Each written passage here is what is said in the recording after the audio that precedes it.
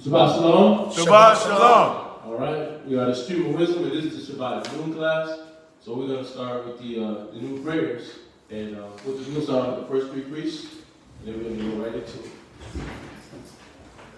Yeah, so the first three priests will stand up, and then we'll call for everybody to stand up along.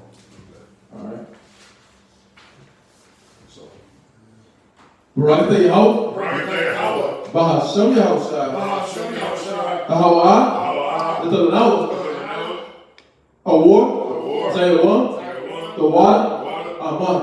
Let's bless you, Yahweh, in the name of Yahushua that gives to us the light and his head. Thanks, so be it. And the light represents the knowledge, wisdom, and understanding. You read that in Matthew chapter 5, verse 16. Okay. Barak Yahweh. Barak Yahweh. Bahashem Yahushua. Bahashem Yahushua. Ahawah. The Talanawa. Rayah. Neachah. The water. Aman. Let's bless you, Yahweh, in the name of Yahushua that gives to us the sweet savor. Thanks, so be it. The sweet savor represents our prayers going up to the Most High. You read that in Psalms 141, verse 1 and verse 2. Okay.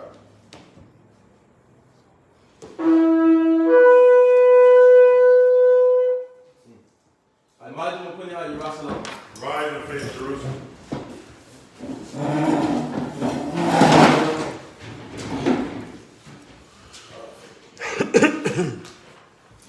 Barak Yahweh. Barak Yahweh. Bahashem Yahushua. Bahashem Yahushua. Ahawah. The Talanawa. Hashabah. Basalam. The water. Aman.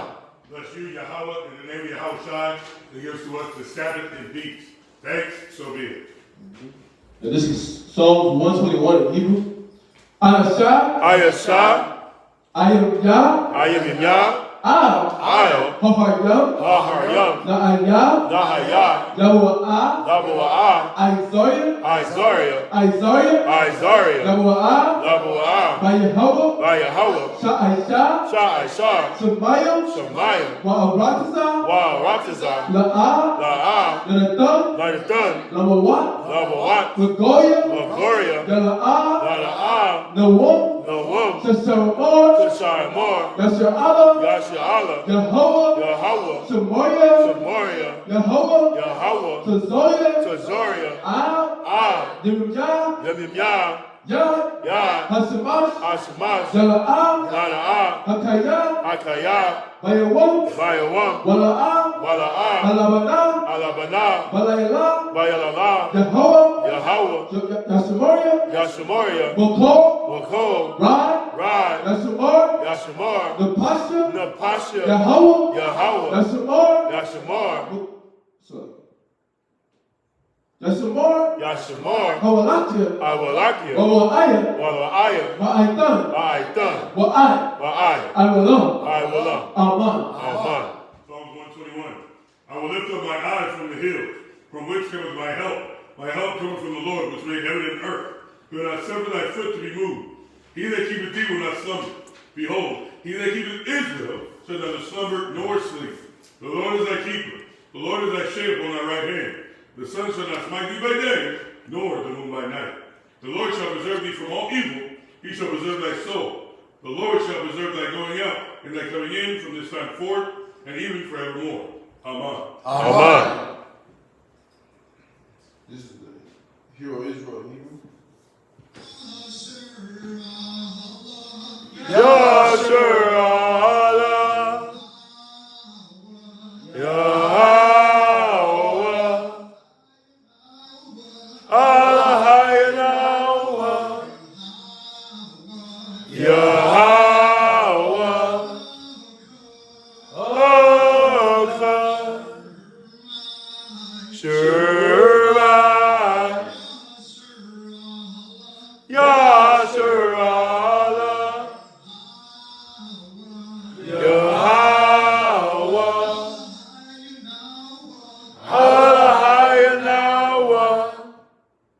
That's Deuteronomy chapter 6, verse 4. Hear, O Israel, the Lord our God is one Lord. All right. This is the Lord's Prayer in Hebrew. Abanawa. Shabashamayim, Kodash, Hayah, Shamka, Yehovah, Lakbaka, Gaba'ah, Ratazaka, Hayah, Aisha, Ba'arataza, Kawa, Hayah, Bashamayim, Latayno, Lacham, Ko, Yawam, Wasalakno, Kawawakno, Kasalakno, Kawawak, Wala'ah, Tayino, Buddha Abo, Awashayno, Mayam, Rai, Kaya, Laka, Abalakwa, Wala'ala, Wa'ata Para, Wa'aiwalam, Aman. Matthew chapter 6 and verse 9. After this manner, therefore, pray ye, Our Father, which art in heaven, hallowed be thy name. Thy kingdom come, thy will be done, on earth as it is in heaven. Give us this day our daily bread. Forgive us of our debts as we forgive our debtors. And lead us not into temptation, but deliver us from evil. For thine is the kingdom, the power, and the glory forever.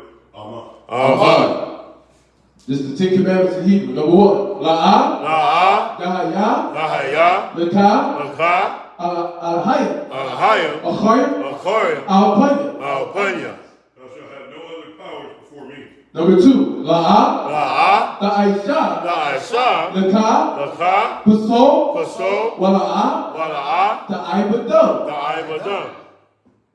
Thou shalt not make unto thee any graven image. Number 3. La'ah.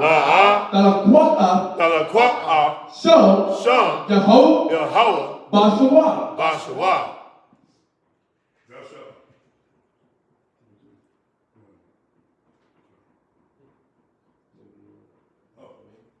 Thou shalt not take the name of the Lord thy God in vain. Number 4. Zakar. Hayawam. Hasabat. Lakodashwa. Remember the Sabbath day to keep it holy. Number 5. Kabad. Abaka.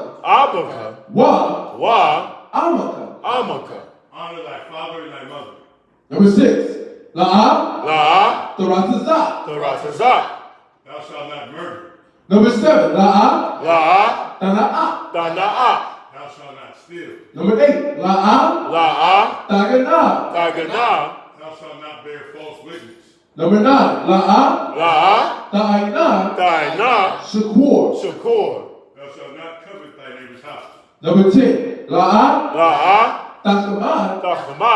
Ko. Asherah. Lara'aika. Thou shalt not covet thy neighbor's house. Yeshua, which means receive.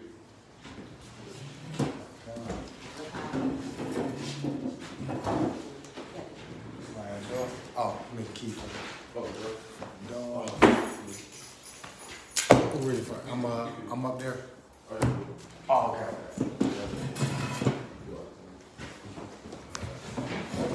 All right, we can close the first reading.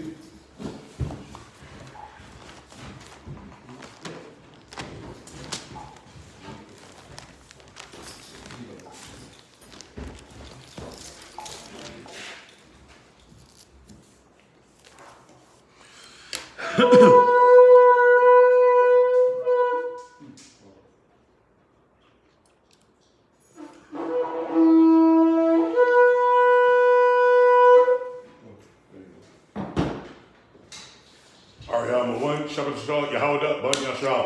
Ariya, I'm Sabbath Yehoda, Ban Yashal. When Israel, right? Bro. Yahweh Shem Yahushua Barakatah. Yahweh Shem Yahushua Barakatah.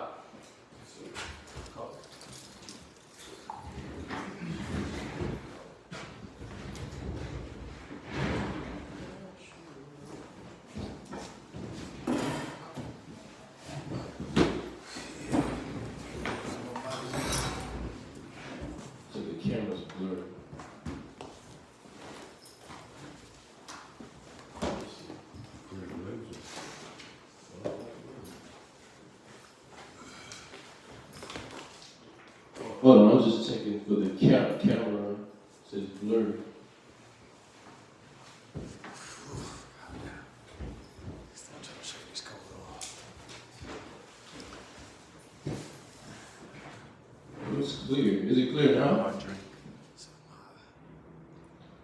Yeah, look. Oh, yeah, it's clear. Okay. All right. How your feet look? My feet look straight. I think it's probably like hurt a little bit. Starting off.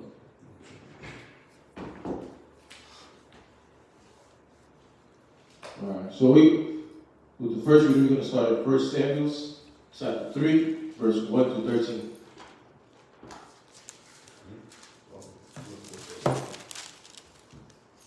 Yeah, the first reading is going to start at 1 Samuel chapter 3, verses 1 through 13. God.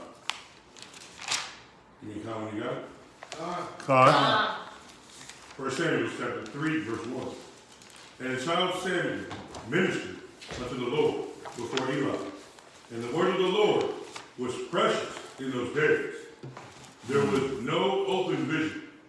And it came to pass, at that time, when Eli was laid it down in his place, and his eyes began to wax dim, that he could not see. And ere the lamp of the Most High went out in the temple of the Lord, where the ark of the Most High was, and Samuel was laid down to sleep.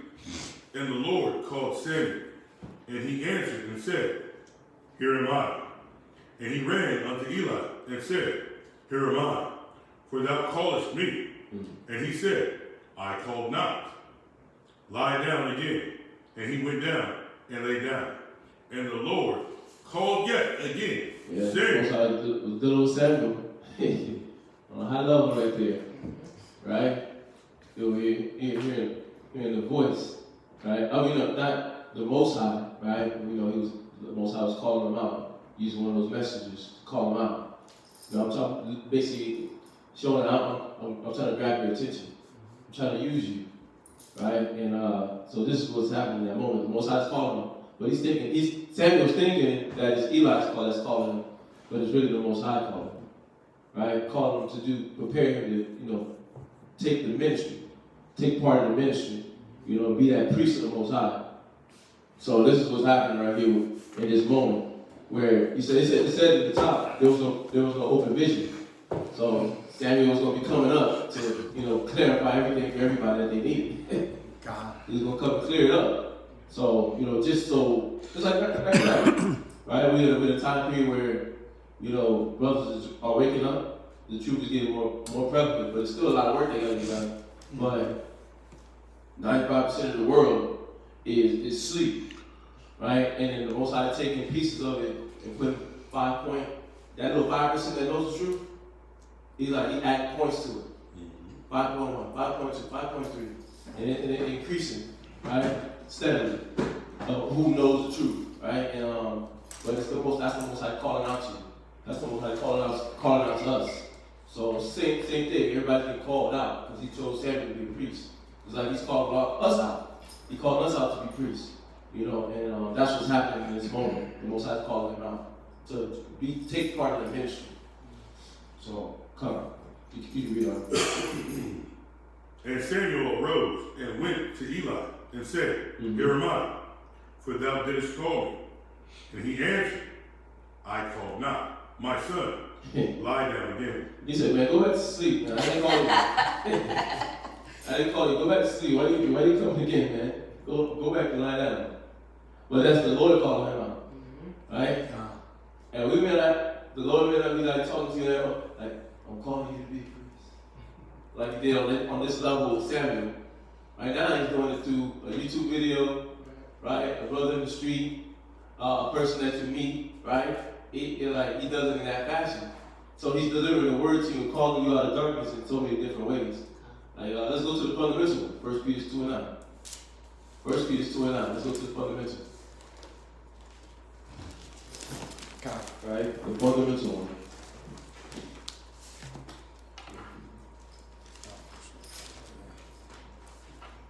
Go ahead, got it? Go ahead. 1 Peter chapter 2 and verse 9.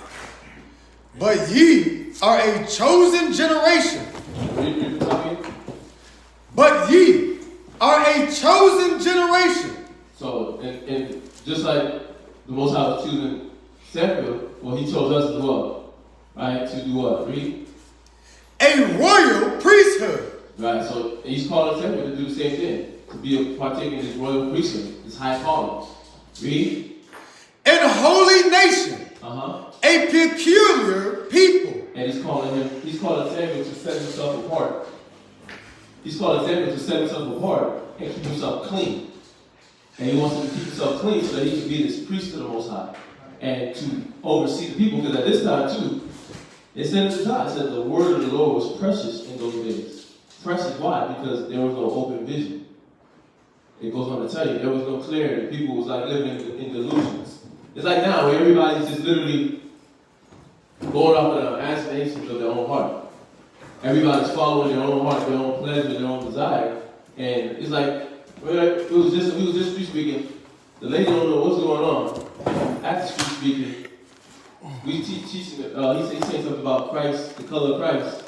She don't even know that the Bible talks about the color of Christ, and she's just in delusional land. And I realize she's in a delusional land, and she's going in the car. Nobody know what Christ is.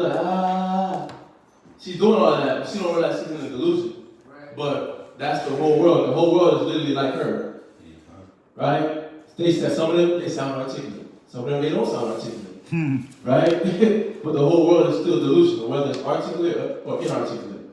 Right? And when you see that, there was no open vision. The Most High is calling us out this time, just like he was calling Samuel at that time. Right? Because he wants us to be the set apart, holy priesthood. Read. That ye should show forth the praises of him who have called you out of darkness. And we're supposed to show forth the praises of the Most High because he's called us out of darkness. He's called that same delusion that she was in. We may not have been like, but we were still in that delusion. Some people was believing in the Afrocentric, right? Egypt being an Egyptologist or Islam or their parents were a Freemason, so I didn't be a Freemason because my mom was a Freemason. Right? Some people was doing that. Or some people was just selling drugs, or some people was just working. But nonetheless, the Most High called us all out of darkness wherever we were at, right? And so we was all at that stage at one point. But now he's calling Samuel, and he's calling us to do what? The work, the ministry. So, but was that it? Out of darkness into his marvelous light. And now you get that light. What's the light? He just went into it, right? The light represents the wisdom and the knowledge of the Most High. So he's calling Samuel to that light, to where the Spirit can jump on. So the Spirit of the Lord was literally trying to come upon Samuel at this point in time. God. So, but let's go back. Oh, you have it. You have it? After the second verse. Oh, okay. Verse 6. And the Lord called yet again Samuel. And Samuel arose and went to Eli and said, Here am I, for thou didst call. Eli, now I know for a fact you called me. I know for a fact you called me, Eli. I'm not tripping. I'm not losing my mind. That's how we would say it in modern time, right? Now I know I ain't crazy. I'm not tripping. I'm not out of my mind. I'm not a lunatic. Bro, I heard you doing that. Yeah, right. That's what you tell. That's how you say it in the world, right? Bruh, I know you said my name. Ace, I know you said my name, bro. Quit playing around, Ace. Stop playing. Right? We say it in the world. That's how you say it in the world, right? But this is the Most High calling out Eli. And he answered, I called not, my son, lie down again. Verse 7. Now Samuel did not yet know that the Lord, neither was the word of the Lord yet revealed unto him. And the precept I had for that was Job chapter 33, verse 14 and 15. Because that word wasn't revealed to like it said in the beginning, the word wasn't revealed to everybody.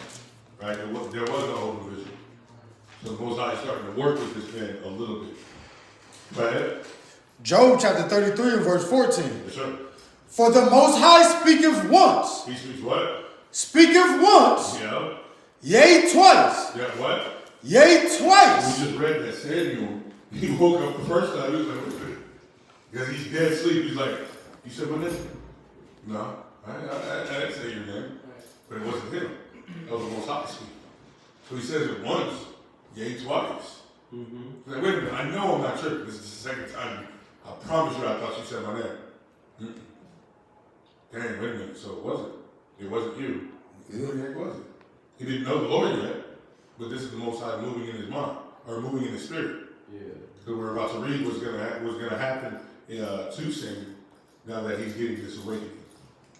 You'll have situations in your life where somebody random, we're like, you know what, brother, I don't think you should do it.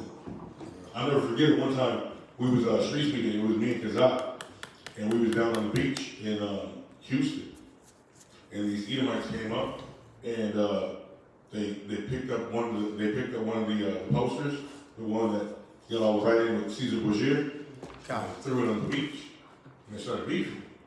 And Kazak was like, he was going in, and he started talking, and then the man was like, Kazak was like, get him. He was like, go ahead and do something. And then the police officer came, Esau came, and he was like, what's going on? He was like, these guys are just trying to be disruptive, yada, yada, yada. He was like, what are you out here doing? He was like, teaching. He was like, I'm teaching. So the Most High just spoke. He used that man to speak in that situation once, sometimes twice. Mm-hmm.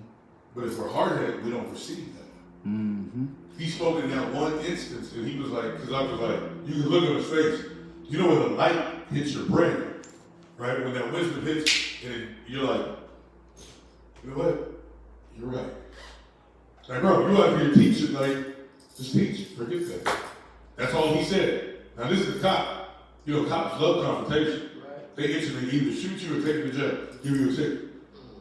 And the man was like, you out here teaching? Just teach. Because I was like, you know what?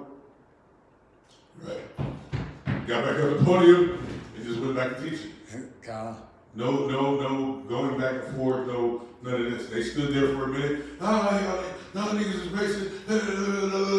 Because I just stayed the path. Why? Because the Most High speaks once or twice. If we don't perceive that, there's something that's gonna happen. Mm-hmm. I don't know about you, but I don't want to find out. God. They always have that. They got that scale, right? The more you mess around, the more you find out, right? If the Most High speaks once, I might have missed that. Twice, I might have missed that. I don't want to do a third or fourth. We got the mercy, so he'll keep doing it, but I don't want to play around with it. Go ahead. Yet man perceiveth it not. Read on. In a dream. You know what? In a dream. So now the Most High started to move in this man Samuel's life. In a what? In a dream. He's coming to him. He's going to get more instruction. Why? Because that's where the Most High, in these times, in this time period, for Samuel, that's where he seals the instruction. Yeah. Go ahead. In a vision of the night, when deep sleep falleth upon men. Right. He's asleep in the temple. What else is he doing? He ain't flipping up, going to sleep to Instagram, Twitter, TikTok. Right? He ain't scrolling up. No. His job was to preach to him. So where was his mind? Oh, you know what? I gotta make sure this is going on. This is going on. This is going on. What? You say something? Okay. Yeah, let me double check. Let me triple check. This is where the Most High is about to instruct his wisdom. Why? Because he sees a man diligent in his office. Yeah. Go ahead. And slumberings upon the bed. Read. Then he openeth the ears of men. And he what? He openeth the ears of men. And now he's going to give him some understanding. He's doing the job. He's doing the work. But now he's about to open the ears. Open his spiritual ear to give him understanding on what he's doing and why it's so important. Is that it? And sealeth their instruction. And now he's going to instruct him in the office that he's being trained up in. That's why it's important, like the scripture says, train up a child in the way that you would have him go, and they will not depart. Samuel, from his nativity, once he was weaned from the breast, he was raised in the office of the temple. So now that he's getting that spiritual understanding, now he's becoming a spiritual man in the sense. Now he's going to get that spiritual instruction, and he's not going to depart from it. But when was it? In his youth. God. That was it. Yeah. God. No. Oh. No. Back to you. No, you good. Verse 8. And the Lord called Samuel Samuel again the third time. And he arose and went to Eli and said, Here am I, for thou didst call me. And Eli perceived that the Lord had called the child. Therefore Eli said unto Samuel, Go lie down, and it shall be, if he calls thee, thou shalt speak. Thou shalt say, Speak, Lord, for thy servant heareth. So Samuel went and lay down in his place. And the Lord came and stood and called as at other times, Samuel, Samuel. Then Samuel answered, Speak, for thy servant heareth.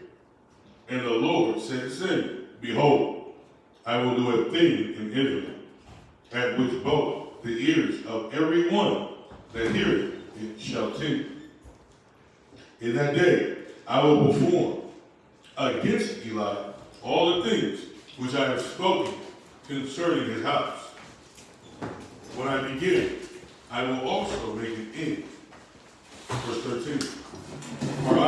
For I have told him that I will judge his house forever the iniquity which he knoweth. Because of the sons he made himself vile, and he restrained them not. And so the Most High, he's letting Samuel know what he's going to be doing with of course, Eli. Right? Eli is in because Eli, like it's about to go on, expound on the Lord. He didn't restrain his son. It's letting you know the key why the Most High dealt with him the way he did. So if you had a question in your mind, why did the Most High deal with Eli like that? Eli wasn't doing all those things. Well, Eli's son was doing that, and it said, and he restrained them not. Right? He let his kids overmaster him. He did exactly the opposite of what the scripture said. Don't let your children overmaster you. And you know that's the important thing. Learning how to discipline your environment and control your setting. You know, the Most High gave you the task of leader. He was going over yesterday. In 1 Timothy 3:1, about being that bishop, knowing how to rule his house. When you know how to rule your house, then you know how to master your house. You know how to guide your house. You know how to be the shepherd of your house. And Samuel, he didn't do that portion. You know, because it said that he literally let his children do as they please.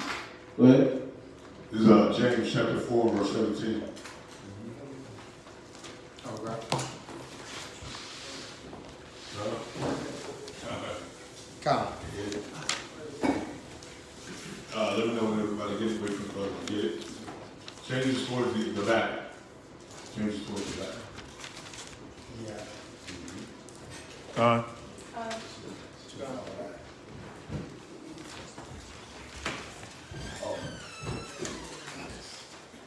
Somebody else grab it. Come on. Oh. Yeah, you can go. Somebody else grab it. Okay. Come. Yeah, go ahead. James chapter 4, verse 17. Go ahead. Therefore, to him that knoweth to do good. See, Eli, he was a law-abiding citizen. Eli knew with the commandments. He was a prophet for the Most High. He knew to do good. He committed that in his actions. His children, they didn't walk upright like him. But he knew that as well. So those who know to do good, it's like you being around a drug. You know selling drugs is wrong. But you're hanging around a drug dealer. So when the cops come in, what happens? You get associated with the drug dealer. Should you go to jail? Should you get shot? Yeah. Why? Because it's guilty by association. You knew to do good, but you still hanging around. You in the trap house. Remember when you told me you was in the trap house? You got raided, right? Come. Did you deserve to go in the paddy wagon? Come. Because you knew better. Right? You knew drugs was going to kill your family, but you hung around people who sold drugs, and then one of your siblings or one of your family members OD'd on drugs. But you knew it was okay. You knew it wasn't okay, but you still let it slide. My mom, I used to be a cigarette smoker. My mom knew cigarettes was bad, but she still enabled me to get cigarettes. She's like, I don't support it, but here, I got you a carton, because I knew you didn't have any money. Well, you're feeding my bad habit. That's bad. And that's what the instruction that Samuel was getting about Eli. He knew to do good. But what happened? Go ahead. And doeth it not. But he didn't do anything about it. The Bible talks about when you see iniquity, you're supposed to warn your brother. He didn't warn you. He didn't rebuke before all so others could fear. What did he do? He pacified. What did they say? Silence is consent. Yeah. Sure is. How do you know? Listen, we work in a mall, and you got flaming homosexuals, men dressed like women dressed swear up and down that they a dude, and they're hand joined in hand, and everybody's okay with it. Well, that's just good. That's just good. That's just good. What the hell? You got little teeny boppers as old as W. Alvin, 9, 10 years old, walking around in spandex with the camel toe in the front and the back. And everybody's just okay with it. You got the dad walking around like, that's my daughter. It's madness. That's my son. That's okay. Well, you know that's wrong. And you wonder why pedophilia is on an all-time high. You wonder why child abduction is on an all-time high. But because you're pacifying. You're saying, you know, you feel in your spirit is wrong, but then you don't say anything about it. Or you feel it's right, and you feel it's what you want, as long as they're not hurting anybody. It's still wrong. A woman dressing half butt naked is still wrong. God. It hurts somebody. It hurts her. It hurts the person that's going to victimize her. It hurts the whole situation. Hurt that brother with that lust problem. Yeah, it hurts the brother that it feeds that brother's lust, and it hurts him. It hurts her. So why did Eli get shut down? Because he knew these men were off. We're going to read about it and all the off stuff that they were doing, but they was wicked as hell. And the Most High was like, listen, you're representing me, and you're going to let that slide? You're not even going to rebuke before everybody else can fear? Done. I don't give a damn if it was your child. Put that child up on display and smack the hell out of him. Stone him. So everybody else knows, oh, you know what? Dang, I better cover my body up. Right. You know what I'm saying? Is this appropriate? Is this head wrap too big? Can it get bigger? Right? Is my beard too short? Can it get longer? Right? Come on now. You got to rebuke before also other people fear. Fear what? Not just the fear of being dead or getting stoned, but the fear of having respect. Like Birdman said, put some respect on my name, right? Yeah, we got to have respect on the Most High's name. His name is in our nation. We represent him. We don't represent ourselves. So we're supposed to have that fear of the righteous judgment in the Most High and representing him amongst the nations. See that? Come. Go ahead. To him. Read it from the top. Start from the top. I'm sorry. Come. James chapter 4, verse 17. Uh-huh. Therefore, to him that knoweth to do good. But if you know to do good, but you choose not to, you choose to do the opposite, go ahead. And doeth it not. And doeth it not, go ahead. To him it is sin. To him it is what? To him it is sin. So you got the prophet who knew to do good, but he didn't say anything about it because those were his children. Those are my men children, man. Those are my guys. He said, no. The Most High was like, no, that's sin. And what's the wages of sin? Yeah. What? Yeah. The wages of sin is death. So eventually that's going to kill you.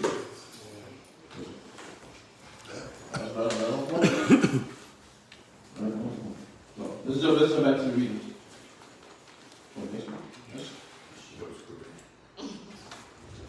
Okay. Yeah. All right, next reading. Yeah, if you have any questions, just throw it out there. Yeah, any questions?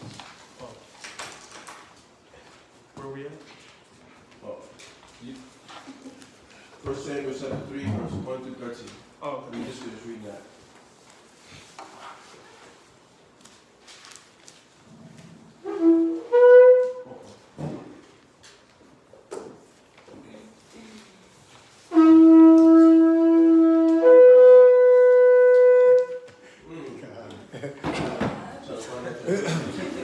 Lekatakan, Shabbatasho, Rabban, Ban Yashala. Lekatakan, Sabbath, Rabban, Ban Yashala. Let me Israel, imagine. Barak. Yahweh Hashem Yahushua Barakatam. Yahweh Hashem Yahushua Barakatah.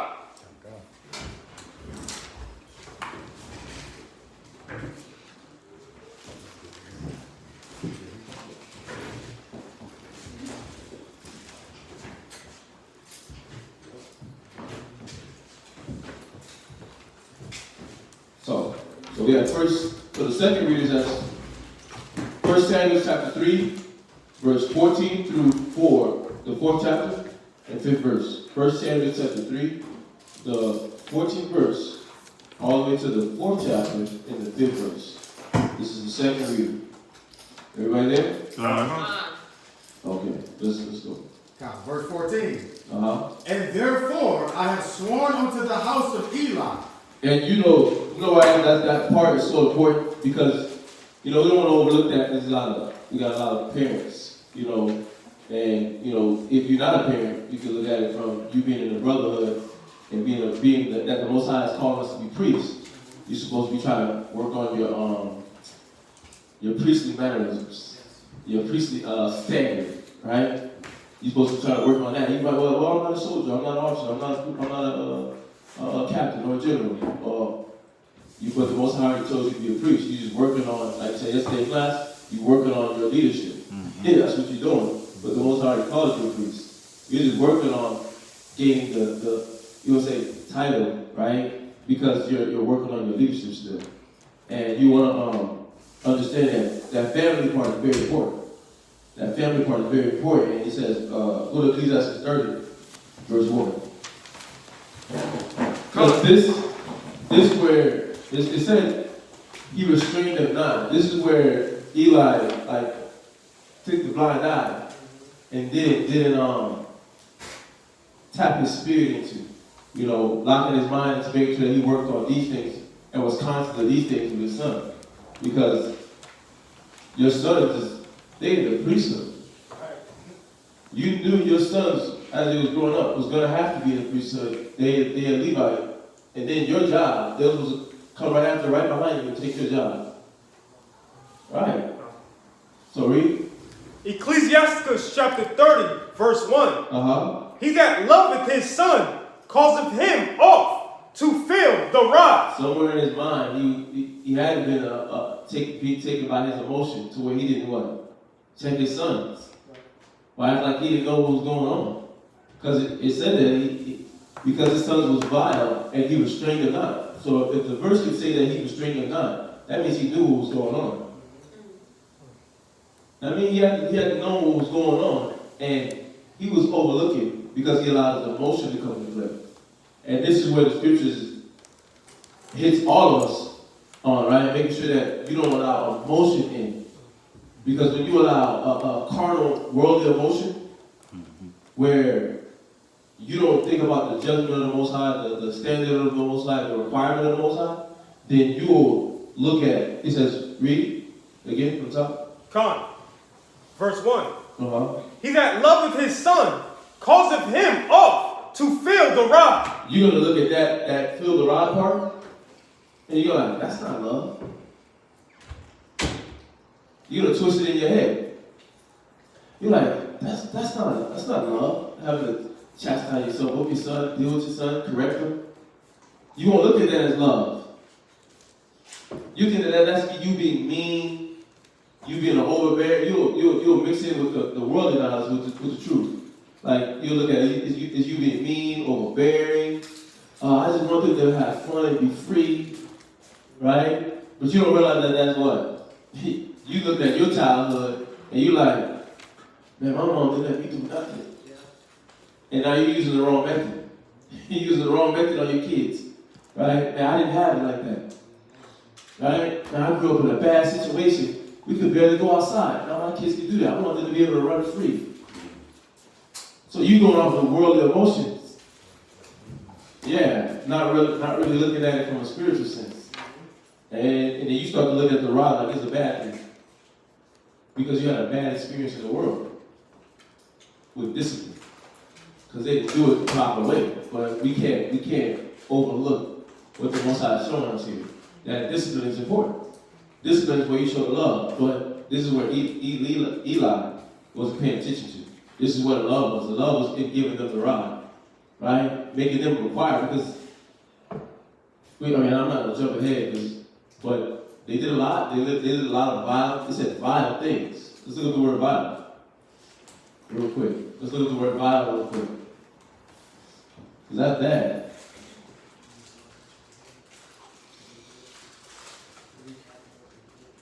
Oh, okay. Yeah. Yeah, just in case you wasn't here last week and you wanted to recap on what they did, you can go to 1 Samuel, the 2nd chapter, the 21st verse. Well, you can read the first Samuel, the 2nd chapter, and then you'll read about exactly what they did that was vile. So let's look at the definition real quick. Vile. Vile. Uh-huh. Definition 2. Morally based. Morally what? Morally based. Based. That means they had highly low morals. Real bad morals. So that means they was like the cat that you see in the mall, or that you see walking around. He's sagging in two ways. Right? And smoking a blunt and saying, you know what I mean? They was that bad. That's how bad Eli's sons was. Right? It was the pimp turned pastor, pimping on the low still. Right? Yeah, that guy that you see on TV, the guy that Snoop Dogg hanging around with. Bishop Don Magic One. Bishop Don who? Don Magic One. Bishop Don Magic One. He had the audacity to put Bishop in front of his name. Right. Yeah. A lot of them pimps and pastors. A lot of those pimps become pastors. Yeah. And they still glorify the pimp life. Yeah. They never denounced it like it was a bad thing. When they become a priest. But that's Eli's sons. What? In the end of the definition, they uses them as an example. Oh, right. See? So the definition know what he's talking about. But that's basically what Eli's sons were. But how did they get there? They weren't being restrained. So we're right now, where you have children, aren't you restraining them? You gotta ask yourself that. They like to touch things when you tell them no, you gotta tell them no 10 times before they listen. And then as soon as you walk away, when they wait for you to walk away, they go right back to you. And then you're like, they just being kids. Kids just being kids. They ain't doing nothing crazy right now. They ain't nothing too bad. That's wrong. They just kids. You gotta see that. When you don't restrain them when they're young, when they get older, they're gonna be like Eli's sons. If you don't change it. Right? For a daughter, if it's a daughter, right? She's gonna be like Jezebel. So you gotta say to yourself, do I love my child? Do I love my children? Read. That definition or The verse. Was that one of the definition? I mean, we go deeper. What else? Go ahead. Morally based Uh-huh. or impure, sinful, depraved by sin. Depraved by sin. So they was gone in their sin. But that's what you leave your sons vulnerable to. That's what you leave your daughters vulnerable to when you don't check the little things that they do. Or set up a disciplinary system for the little things that you can pull out their spirit. Right? Because the scriptures let us know. It said even a child is known in his doings, whether it be pure or right. So if from a youth, you can see it, you're supposed to be trying to pop that bubble so that bubble don't become a big bomb, right? A nuclear bomb. Because then you have Eli's sons. What's the point of kind of like diving into this part right here? We go through this recycle, like we think about Judges, right? We was going through this cycle, coming out of slavery, going back into slavery. Because why? We weren't paying attention to the cycle that we was going in. The same loop that we kept falling into in our life. The decisions we make, with our perception, what we say we can handle that we can't handle, right? You fall in the loop. Oh, they good, huh? Oh, they just having fun. That's just them. They ain't being too rough. That's how they play with each other. When you just overlook things like that, then what happens? You get Eli's son. The Most High is showing you the result is inevitable. The scriptures are showing us the result is inevitable. You can drop that. Let's go back to the verse. Let's go back to the reading. Come from the top. Uh-huh. Ecclesiasticus chapter 30, verse 1. He that loveth his son causeth him oft to feel the rod. Yeah, you gotta love your children. You gotta make them feel the rod. The rod is not just a literal whooping. The rod is also the verbal correction. The rod is the discipline that you set, the disciplinary system you set up for your children to thrive. Read. That he may have joy of him in the end. Does Eli have joy of his children in the end? No, because he didn't put the effort. He's that parent, you could say, that the kid would be like, my dad was in my life. I just went away. But he's that parent that you could say that like, yeah, your dad was there, but he was absent-minded. So you gotta ask yourself, am I an absent-minded father? And the absent-minded father, he chooses to overlook, right? Or am I, if you don't have a kid, am I an absent-minded brother? Am I spoiling my talents to where there's brothers and sisters that if I tap into my gift that the Lord might want to use me for, I can help in so many different ways. Am I that brother that's spoiling that talent? Right? Where if you don't have kids, right? That's how you can look at it spiritually for yourself. You know what I mean? Like you have to see like what am I spoiling? If I'm a parent, am I spoiling the kids? If I'm a brother, am I spoiling myself to where I can never be no benefit to nobody else? Read. Second verse. Because I can't bring joy to anybody. And I'm not going to have joy in the end. Read. He that chasteneth his son shall have joy in him, and shall rejoice of him amongst his acquaintances. Your kids can be an example. Your kids can be an example even to the grown folks. Because why would his acquaintances be speaking about the kids? They'll be speaking about the spirit that's on the kids. Man, those some sharp kids. They pay attention. And they be reading, right? They read, they listen. When you tell them to do something, they don't take you saying it 5 times. They're not giving you no rebuttals. That's what you want to be able to hear about your kids, because that example that kid feeds off can do what? It can feed that brother. Let's say there's a new brother coming here, right? He's a parent, but he got disobedient children. But you in here for 2, 3, 4, 5, 6 years, and your kids are disciplined when they come in here. That can spark his belief in the word. Because then when he asks you, man, how do you get your kids in line? The scriptures. What you mean the scriptures? Well, you gotta love his children, cause them off to feel the rod. So you tell me that? So just like, what does that mean? Then you're able to go deeper into it. As you sit there and you walk with them and talk to them, you're able to help somebody. But when you're not making your kids feel the rod, then you got what? They come in here like, oh, this is church. This is church. Shoot, I used to see Sister Purdy kids acting a fool.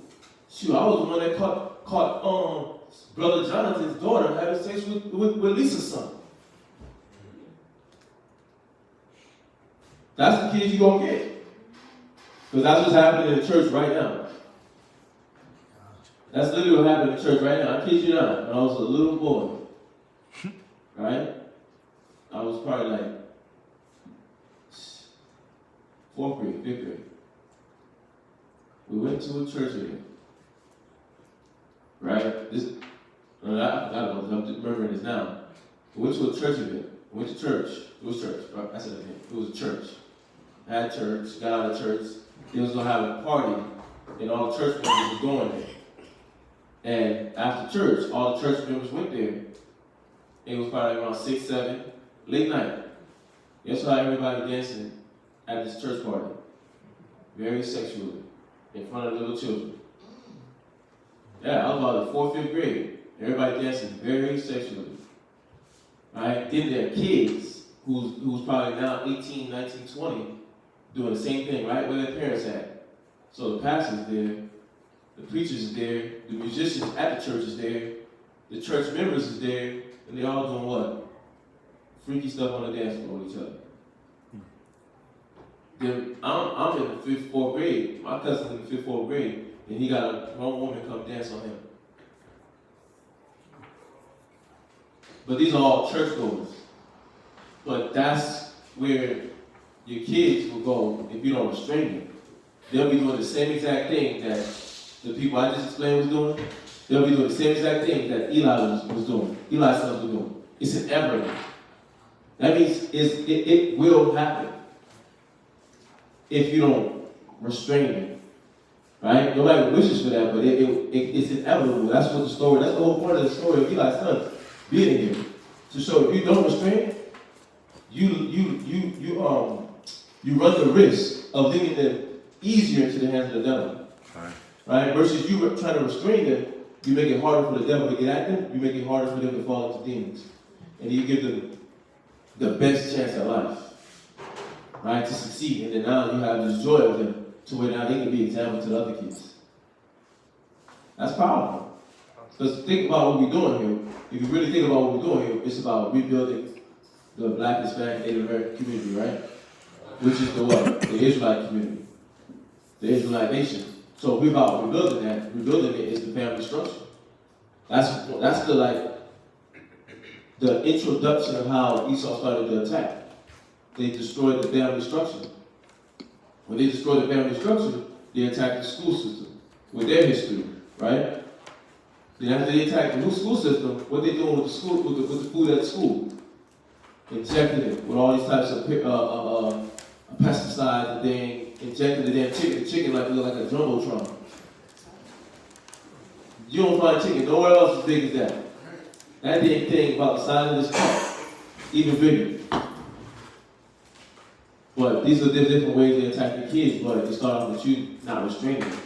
So are you restraining your children? And for the no kid, brothers and sisters like myself, are we restraining ourselves so that we can be able to do what? Be strong enough to help somebody restrain the spirits of them.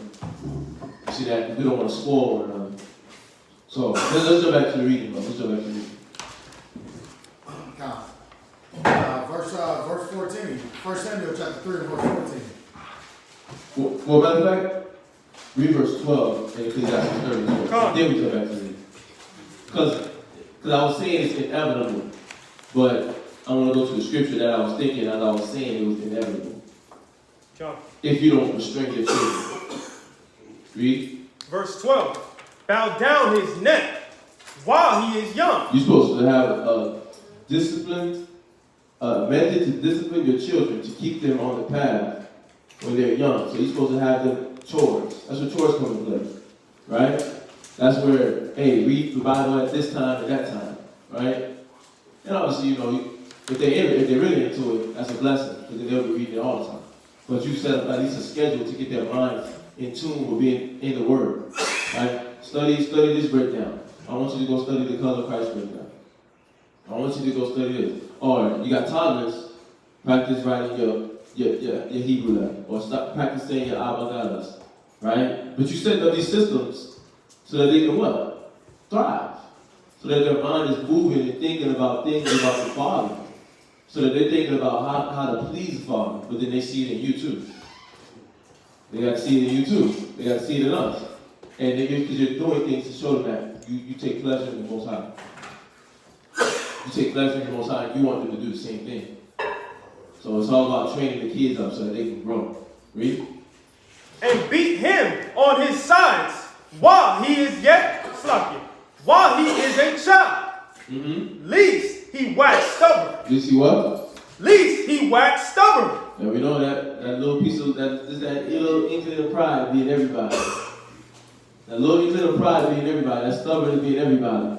And be trying to bubble up. But how do you cast it down to where it doesn't dominate your mind, your spirit, and your day-to-day decisions? The Word. Being humble to receive correction. All those things play a part. So read. And be disobedient unto thee. You see that? And they won't listen to you. They won't listen to you because you're not disciplined. Read. And so bring sorrow to thine heart. And then and what did they do to Eli at the end? When Eli least expected it, what did they bring to him? Sorrow. They brought sorrow to his heart.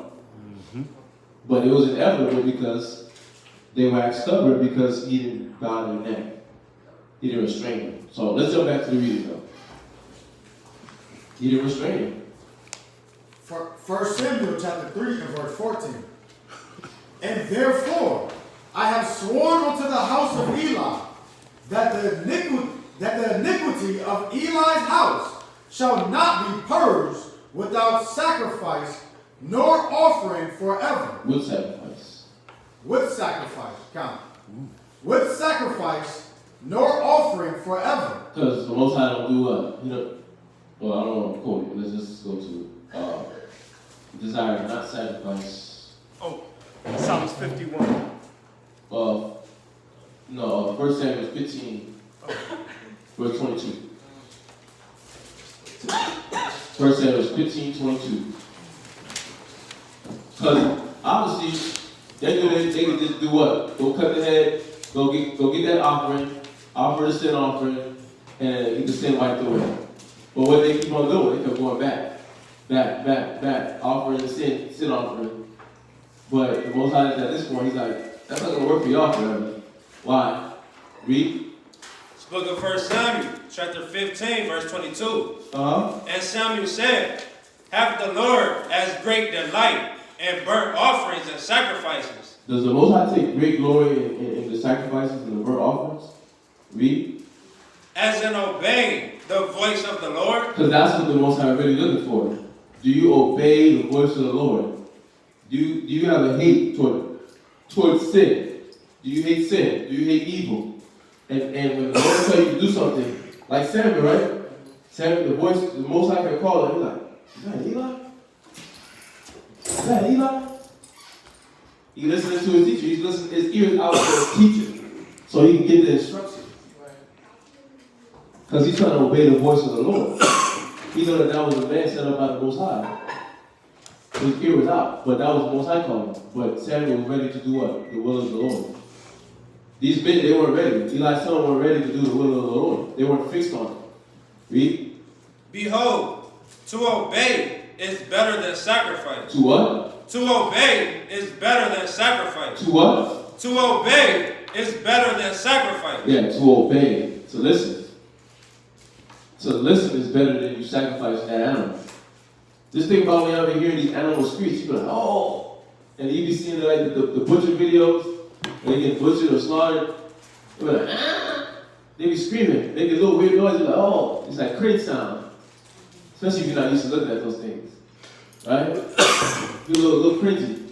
Or you see the little, I was saying earlier, I was watching these little clips recently of these lions, but these lions and hyenas, they teaming up on these zebras and gazelles and stuff. And they just moan at them. These animals just sit there having to take a slow death.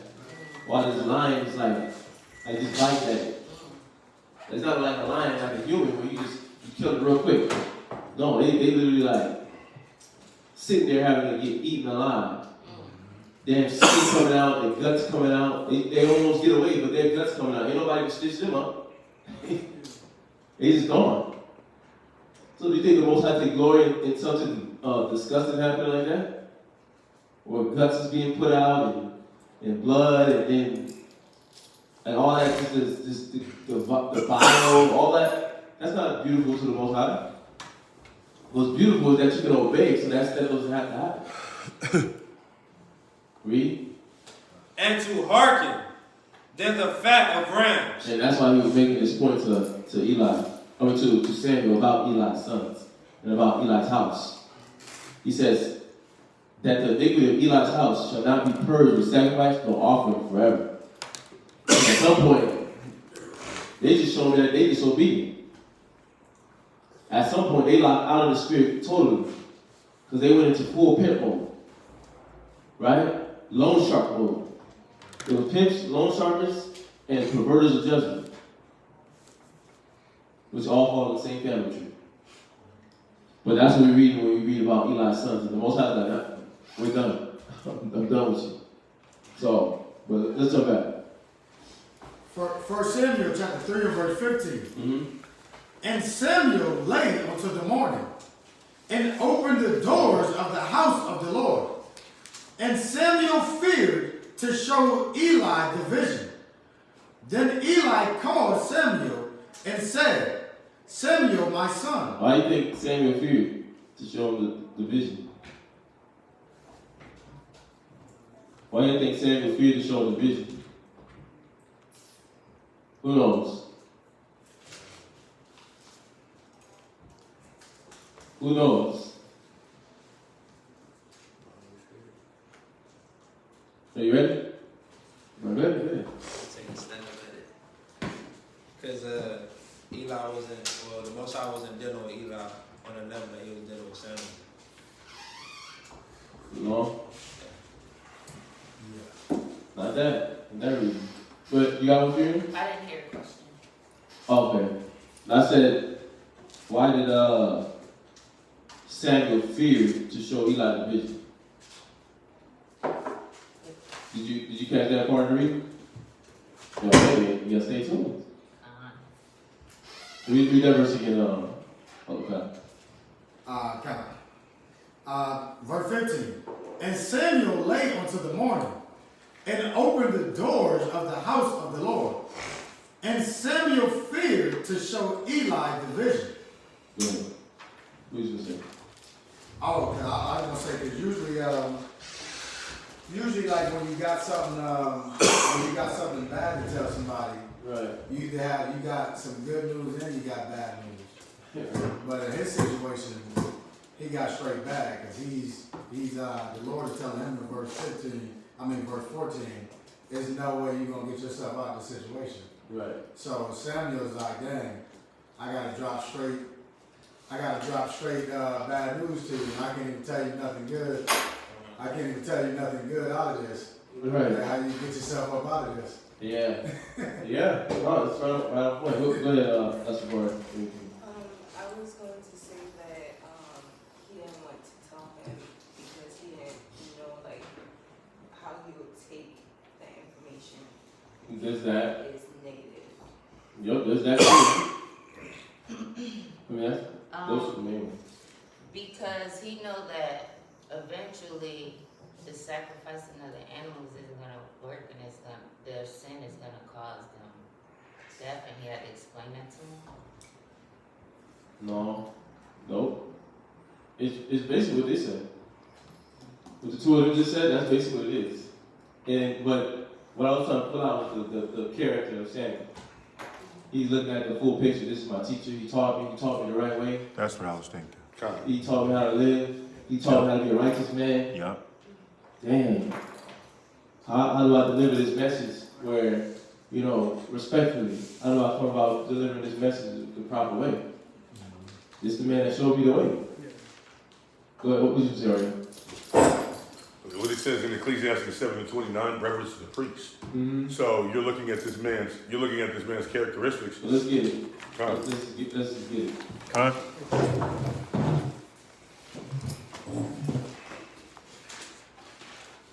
Ecclesiastes 7:29. 7 and 29.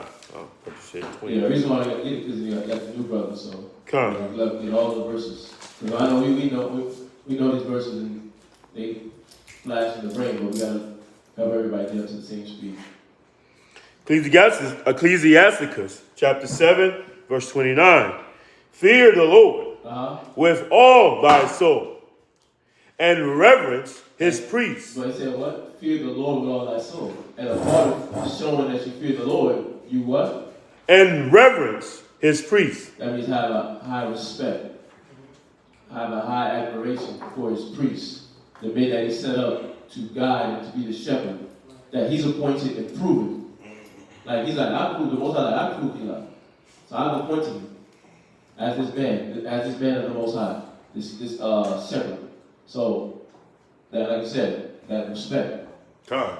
And then when you look at David too, his characteristics about touching the Most High's anointed. Eli was the Most High's anointed. Right. So you don't just roll just because they're they might have messed up. You don't roll to your head, to your elder in any type of fashion. Right. Because that's still anointed by the Most High. Right. He ordained that. So if the Most High didn't check him, then who are you to check him? Yeah, and that's the type of characteristic that Samuel displayed in that reverence, like Order. Order, respect. Come. That was it. Oh. Yeah. Verse 30. Go ahead. Love him that made thee with all thy strength. Wow. Yeah. Love that person. He played a part in helping you get out of the situation. Like, think about that brother helped you. He counseled Samuel. I mean, think about it. He basically raised him. He knew Samuel from a young boy. Since he was weaned from the breast. Yeah. So an infant. Yeah. God. So he knew him from very young. So he raised him from very young. And he made sure he rose up to be able to do his job. Because it's not like Eli was doing the things that his son was doing. It was just that he wasn't checking them. Because I ain't gonna say he didn't teach them, but he wasn't checking them to reestablish their mind back into the form of truth. That's what he wasn't doing. And because of that, I mean, that's what the Most High had to deal with him the way he did. To show him that that wasn't a light mess up.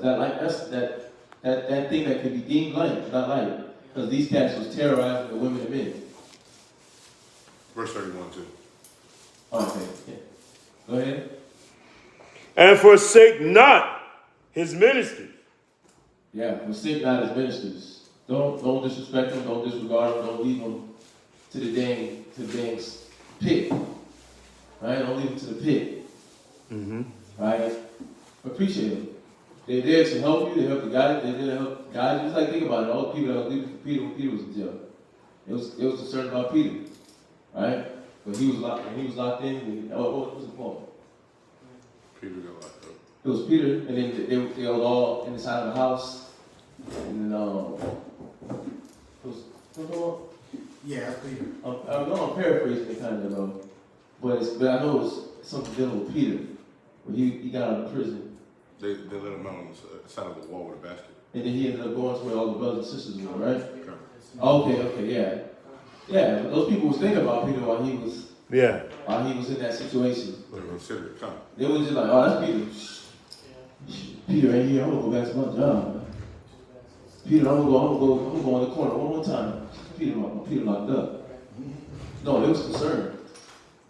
Right? And they didn't be like, man, what Peter do? Shit, he must have been on the block. I heard about Peter in the past. Y'all was I heard about Peter in the past. He slides that guy here. He probably laid somebody out. No reason. Y'all shy had to humble him. They weren't thinking that. Right? It was with him. They knew what manner of man he was, so. But I was pointing that out. I was just pointing out what Samuel's character. He wasn't boasting that his brother fell. He wasn't boasting that his brother fell.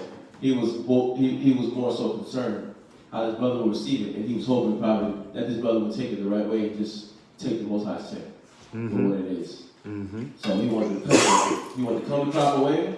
He wanted to make sure, he was hoping that the brother would take it the right way. So he just was calibrating his mind before he had to deliver that message. So, and he did it though. So I thought that was very important because that could be overlooked. You know, you can read those few words, but there's so much respect, there's so much order, and so much discipline, and so much scripture within those very few words. So, but let's go on. Let's jump back to it. Verse 16. Then Eli called Samuel and said, Samuel, my son. And he answered, Here I am. Here am I. Samuel, I'm ready. I'm here. Go ahead. And he said, What is the thing that the Lord hath said unto thee? Man, don't tell me what the Lord said to you, brother. You're delaying, man. The Lord gave you a message, deliver that message.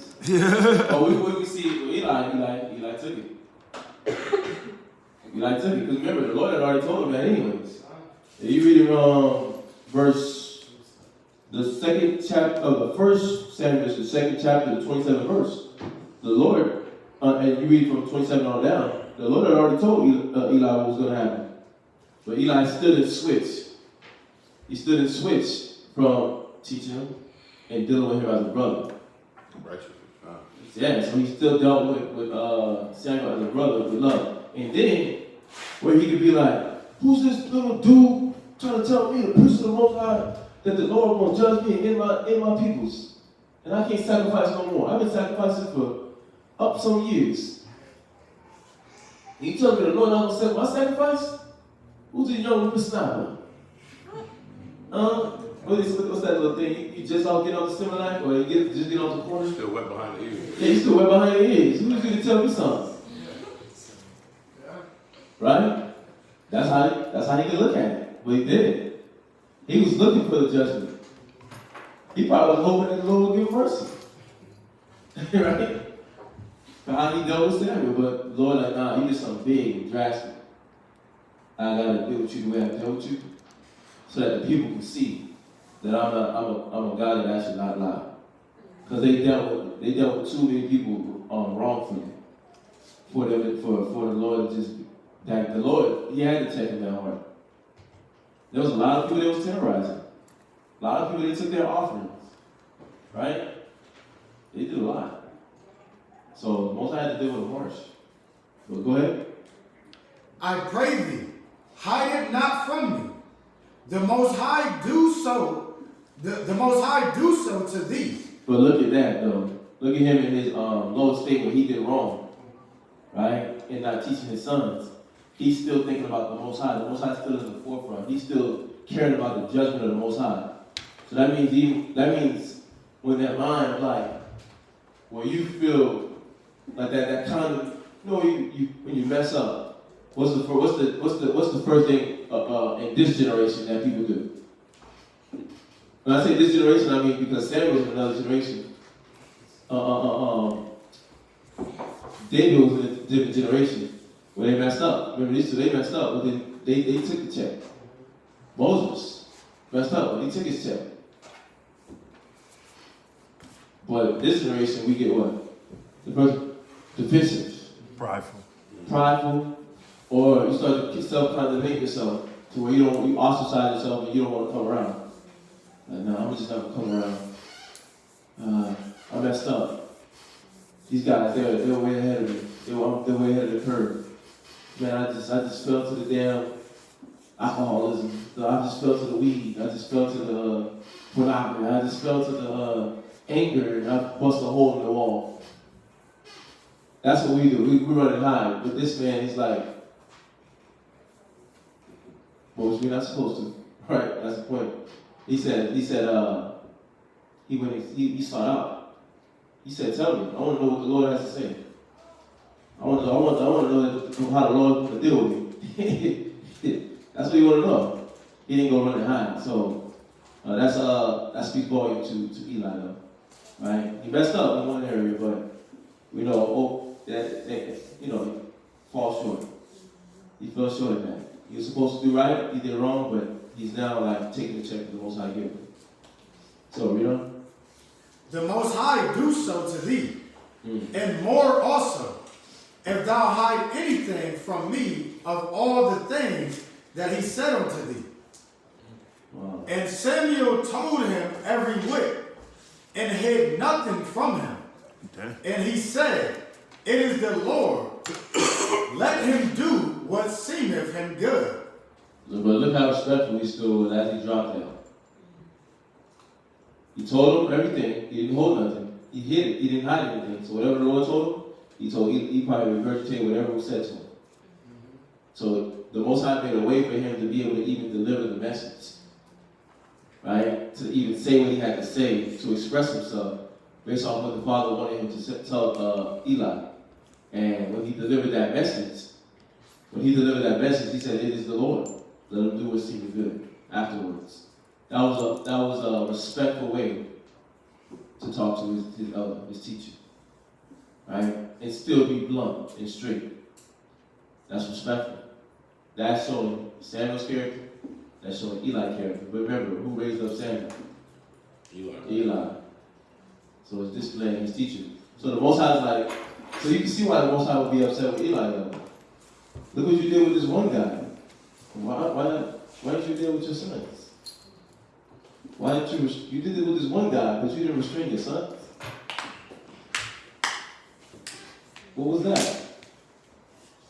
That don't make any sense, right? You do that with Samuel, but then you don't do that with your two sons. Right. Hophni and Phinehas. Right? And just like based on, I was thinking how he even responded and like telling them, tell me what he said, or I hope whatever he told me, he was worse to you. He already knew, like how you said, I'm not the life I'm living or what I did. I'm not expecting a blessing from the Most High. Like how you say, how our generation responds to things. Right. Like we do wrong and still expect the Most High to look out for us. Right. And he knew I did wrong, so whatever is about to be told, I Right. know it's, I deserve whatever he told you. Right. Yeah. You know, that's at Lamentations 3:13. Let's get that real quick. Lamentations 3:13. Come. Lamentations chapter 3, verse 13. He hath caused the arrows of his quiver to enter. Oh, hold on. It's wrong. 3:34?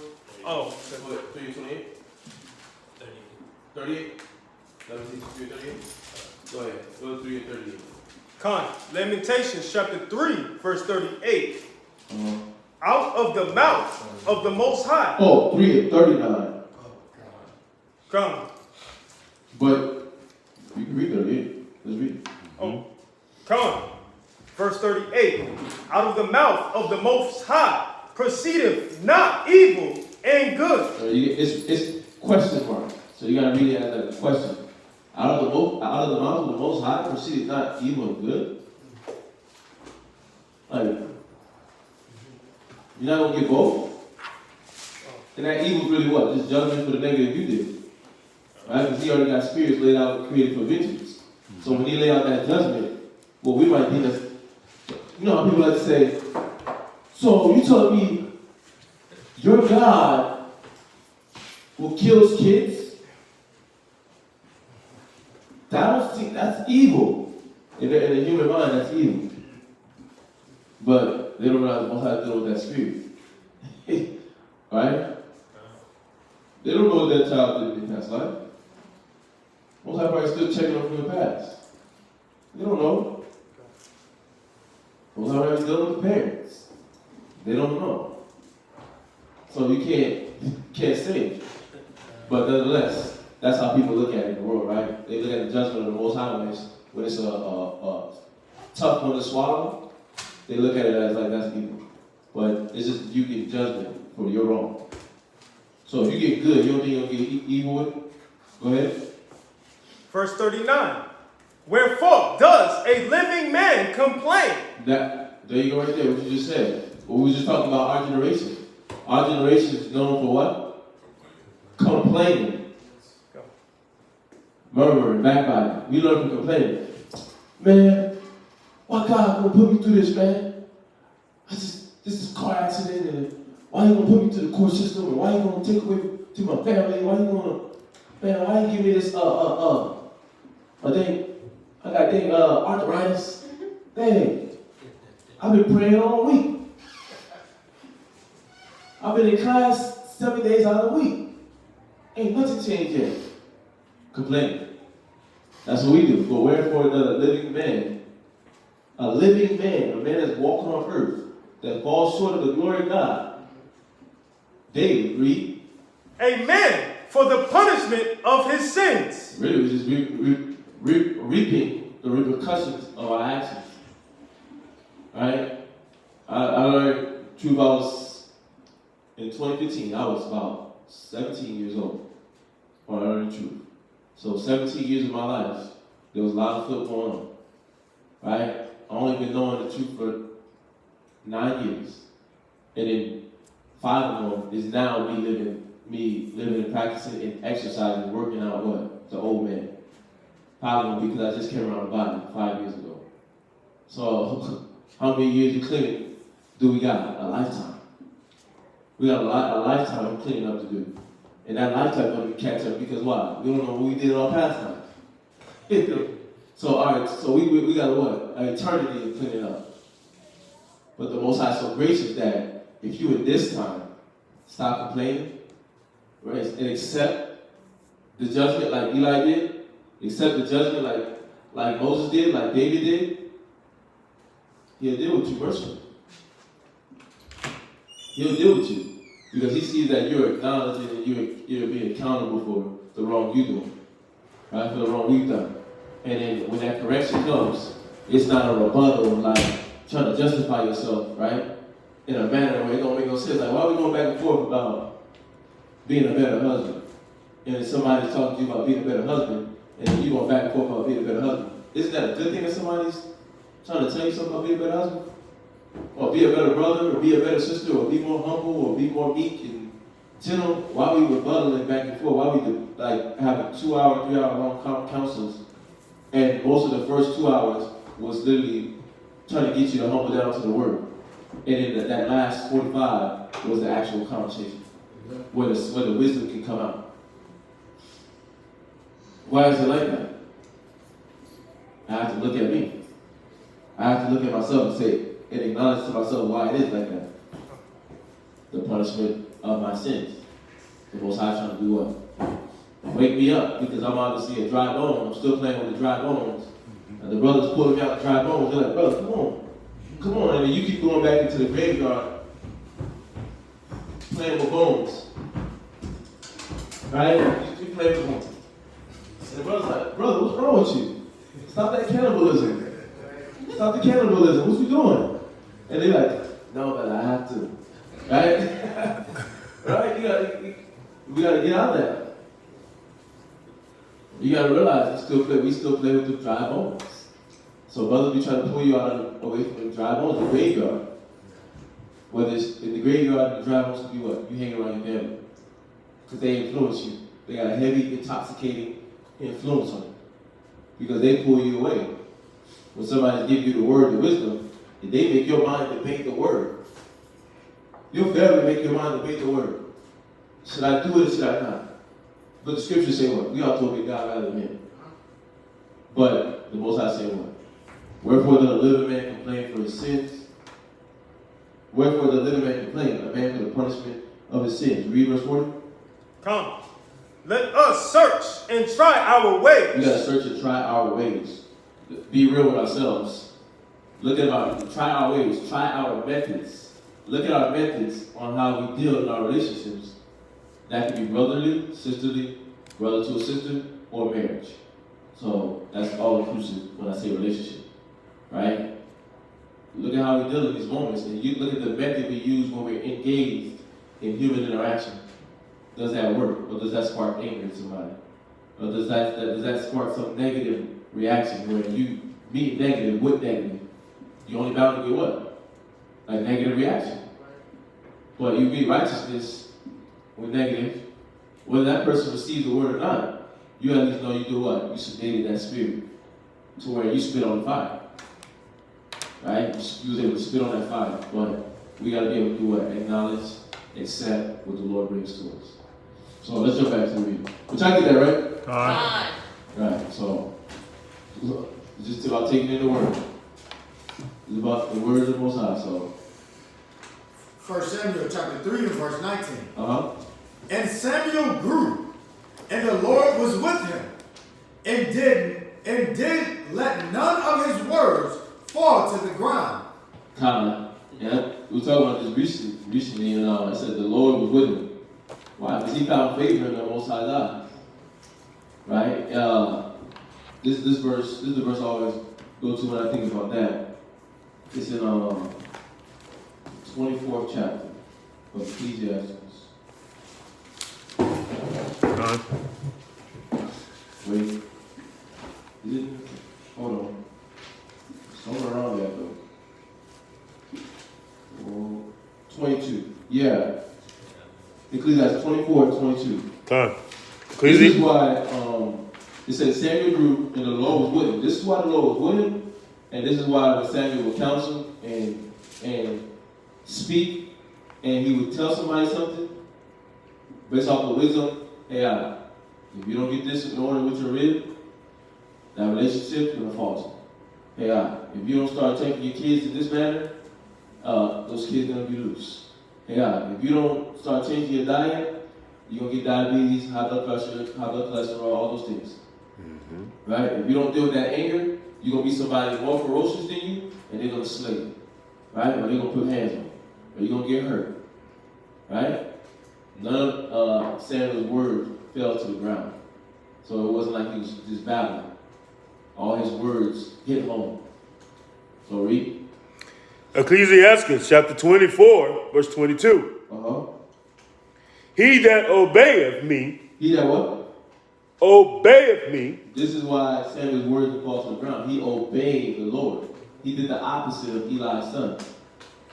So we have a whole storyline, historic line to read of somebody that obeyed and his words didn't fall, and two the individuals that disobeyed and their words fell. What they did, right? Three actually, because you got Eli with his son not dealing with his son, and then Eli's sons doing the deeds that they were doing. But then you got Samuel committing and obeying to the Most High wholeheartedly, right? So read on. He that obeyeth me shall never be confounded. Shall never be what? Confounded. So you should never be confounded. Never going to be stopped. Right? Your words never going to be held back. Because why? You're committing yourself to the Most High. You're giving your life to the Father, and you're not playing around with the word. You're not playing around with the lifestyle. You're not playing around with the commitment. You're making the necessary changes, and the Most High sees that. And he sees you actually committed to it and doing it. It's like, you're never going to be confounded when you speak. Read. And they that work by me shall not be amiss. Shall not do amiss. Shall not do amiss. That means your counsels, your plans, your ideas, the things that you intend to do, you're going to get them accomplished. So, let's go back to the reading now. Question. So for Eli, did it take, instead of getting it right the first time and sharpening up on his parenting skills and realize he got to tap in with his sons, did it take for him to see the wicked outcome for that to spark in him to be like, all right, I gotta tighten up on this to teach? Or it was too late. It was too late when he seen it. It was already, the punishment was already set. You know what I mean? It doesn't even say, oh, you know what, Eli got it right. Oh, because he didn't. Because when he was told the first time, when he knew what they were doing the first time, look at his response.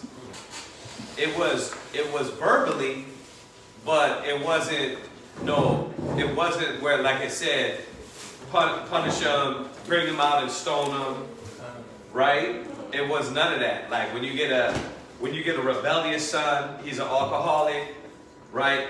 The scriptures say bring him out and what? Stone him, right? Then Ecclesiastes, y'all read it, it said he was you were supposed to beat him, right? None of that happened. So you see he didn't lay down any consequences when he first heard. All it was y'all can't be doing this. Right? It's like he said what? You know, what he said was right. If you sin against the Most High, you know, if you sin against man is one thing. If you sin against the Most High is gonna deal with you. But he didn't do nothing. He should have made a. What's the one I put the other day in Proverbs? It says go to Proverbs. It's, let me see. I don't want to miss.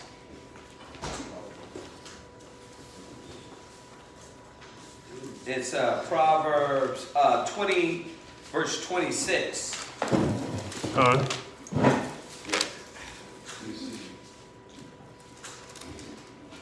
Read that. 26 and... Proverbs 20 and 26. 20 and 26. Come. Proverbs chapter 20, verse 26. A wise king scattereth the wicked. Right? And bringeth the wheel over them. Yeah, so he was supposed to bring the wheel over them. He was supposed to eradicate that wickedness out of Israel. Because it was so bad, right? It got to that point. So he didn't do what he was supposed to do in correcting them. Right? At that point, it needed to be more than just a verbal chastisement. Yeah. So, Yeah. so would you think that his sons was like a trial for him as well? Like, Definitely. Definitely. Trials was his trials. His sons was an attestment to his leadership. Right? Not only as a priest, but as a father. His son, that's the whole point of Ecclesiastes 30, to show us, like, look, this is what happens if you don't guide your children, right? They're going to make you a laughing stock. And that's what happened. So, yeah, he failed that test. Yeah. Oh, really? Come. No, you jump in. 1 Samuel chapter 3 and verse 20. And all Israel from Dan even to Beersheba knew that Samuel was established to be a prophet of the Lord.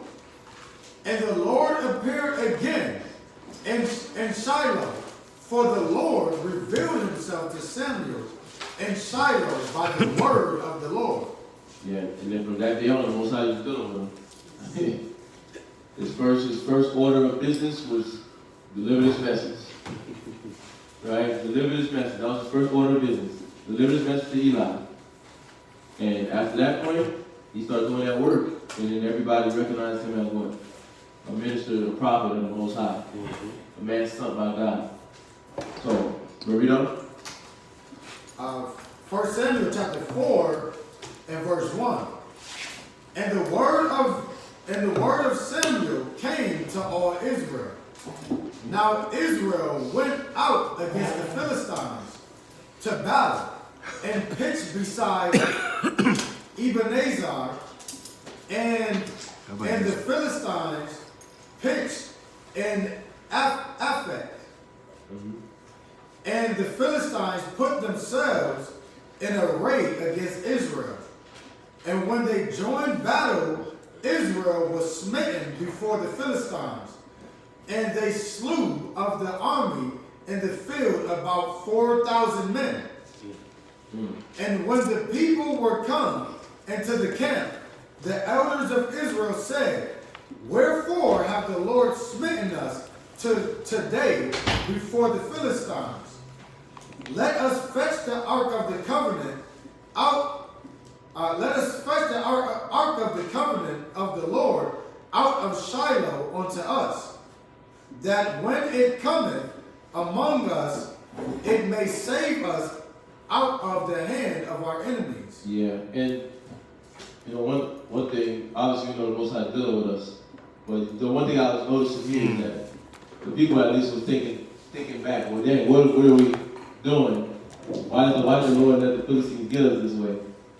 I was thinking about that because like they had the thought to even think back and look towards the Father and be like, well, what's the issue? Do we have to bring? They're like, let's bring the Ark of the Covenant. Maybe He'll be with us if we bring the Ark of the Covenant. So they was at least thinking about the Most High in this moment in that sense. So, go ahead. Verse 4. So the people sent to Shiloh, that they might bring forth from thence the ark of the covenant of the Lord of hosts, which dwelleth between the cherubims. And the two sons of Eli, Hophni and Phinehas, were there with the ark of the covenant of the Most High. Yeah, the Lord got a purpose for everything. The Most High what? Basically moving the pieces.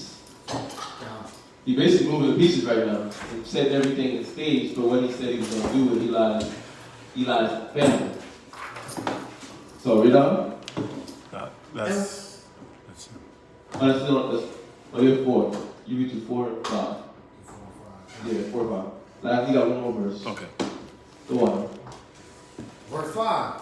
And when the ark of the covenant of the Lord came into the camp, all Israel shouted with a great shout, so that the earth rang again. Yeah, man, that's powerful voices for that. God. That's never known when you come across a loud brother. Go ahead. It was Isaiah chapter 9, verse 16. Isaiah chapter 9 and verse 16. Mm-hmm. For the leaders of this people cause them to err, and they that are led of them are destroyed. So showing that when we follow the children of Eli, and because that wickedness that Eli's children did was pacified, and it was shown amongst the rest of Israel that, look, it's okay to do that. We're being led by that wickedness, and what happened internally went externally, and it got us destroyed in the battle. Right. Huh? Number one. Oh, next reading.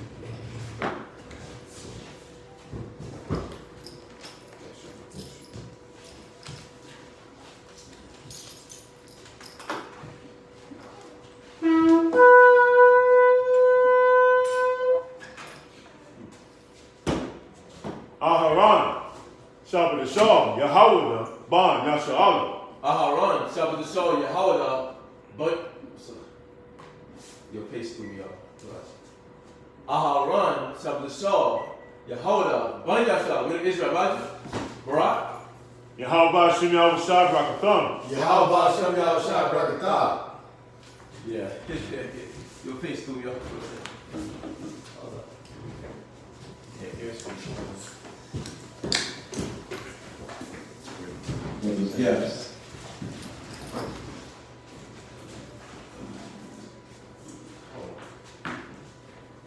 So this is the third reading. The third reading he's at 1 Samuel chapter 4, verses 6 through 18. 1 Samuel chapter 4, verses 6 through 18. So this is the third reading. Go ahead. Everybody right there? All right, go ahead. 1 Samuel chapter 4, verse 6. And when the Philistines heard the noise of the shout, they said, What meaneth the noise of this great shout in the camp of the Hebrews? And they understood that the ark of the Lord was come unto the camp. And the Philistines were afraid, for they said, God is come unto the camp. And they said, Woe unto us. Yeah, verse 7. Verse 7. Okay. I didn't know if you wanted to comment.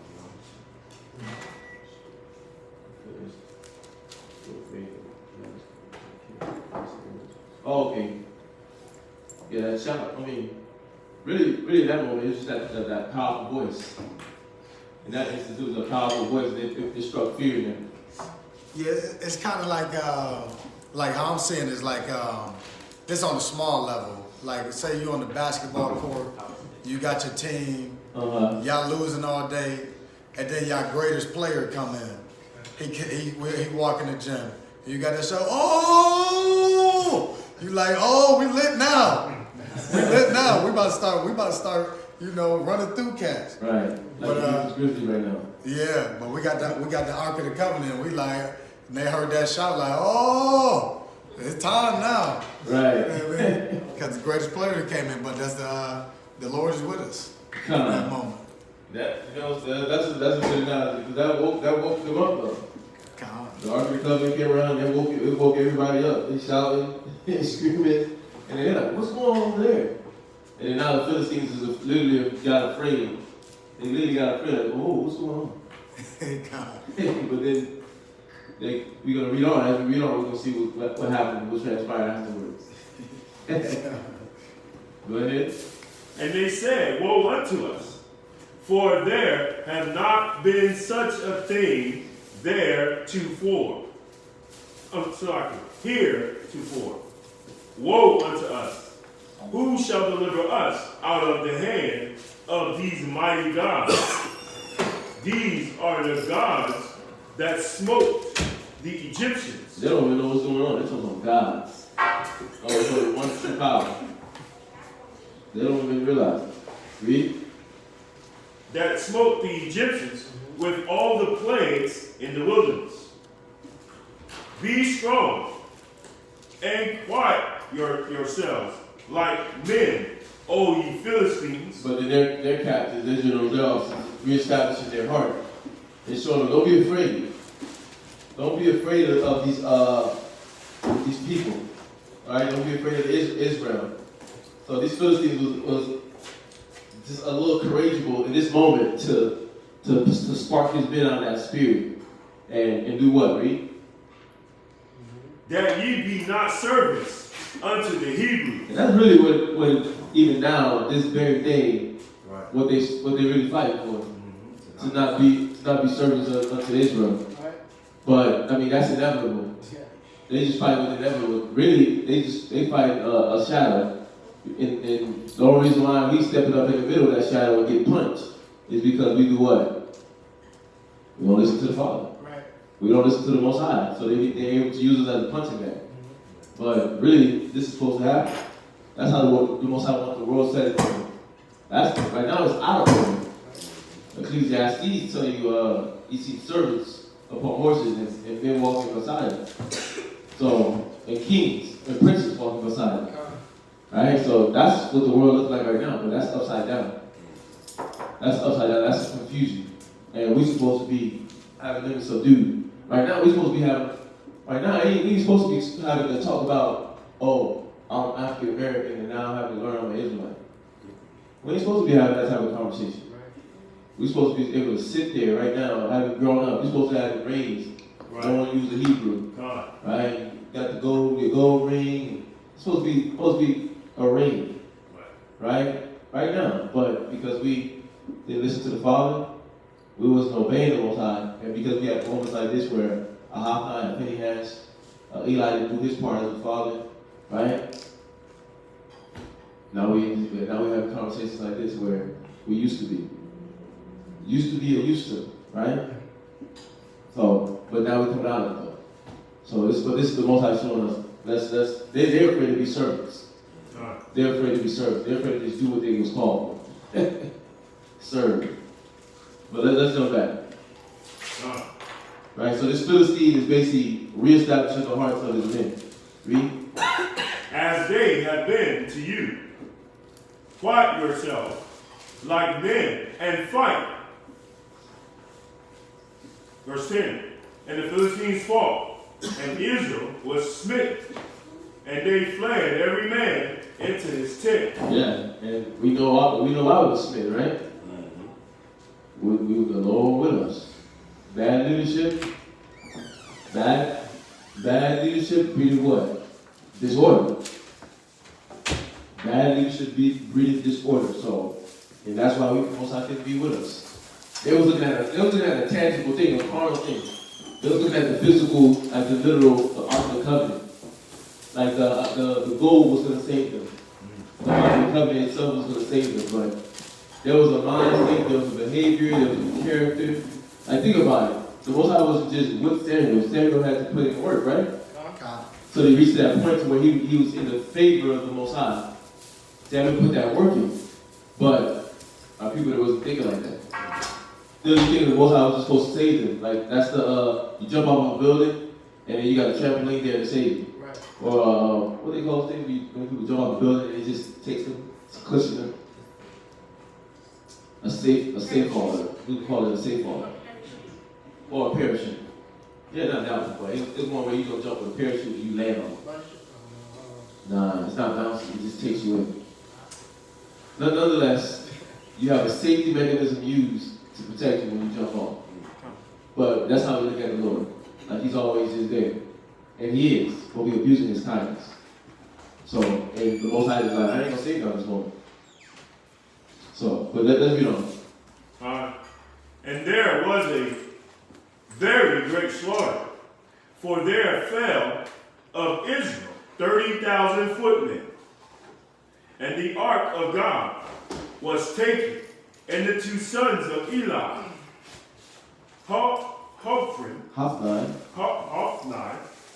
and Phinehas, were slain. And they ran a man of Benjamin out of the army, and came to Shiloh the same day, with his clothes rent, and with earth upon his head. Yeah. You know, a lot of times when I see those moments in history, when we're reading the history and stuff, I look at the moments where you see like 30,000 Israelites died. Like stuff like that didn't have to happen. That kind of thing has, that didn't have to happen. Like that, those types of things, those types of moments didn't have to happen. We could have like prevented it. We could have prevented it not by our own power, but just like trusting in the Most High. He just caused them to err. Yeah. By just leaning on the Father, you could have prevented it. Like where they had to die that way. His Father could have prevented it. Potentially. Because they could have still gone the route that they would. But at least he did his job. Right? But because we didn't use the Most High's method, things like this happen. They didn't use the Father's method, so things like this it's inevitable. It's inevitable when we don't do what the Father tells us to do, that this happens. And then we do what? We lie in our sin, we die, we get murdered, we get slaughtered. That's why every day we're with the cops. We get slaughtered. Why? Because we just lying in our sin, we just accepting it. And they're not fighting for any change. Go ahead, Kurt. The priests were leading the battle, or they were just there? They were there. They were there. But obviously, they in the middle of it. And it's not like they just gonna be like, just slice through a sword. They were there though. They were there, and they probably was active too. But obviously they had the Ark of the Covenant with them too. So they had to have the priests there, because there's specific people that were tasked with the job of holding the Ark of the Covenant to where nobody else can touch it. So yeah, they had to have the priests there for that, especially. So yeah, but they were there.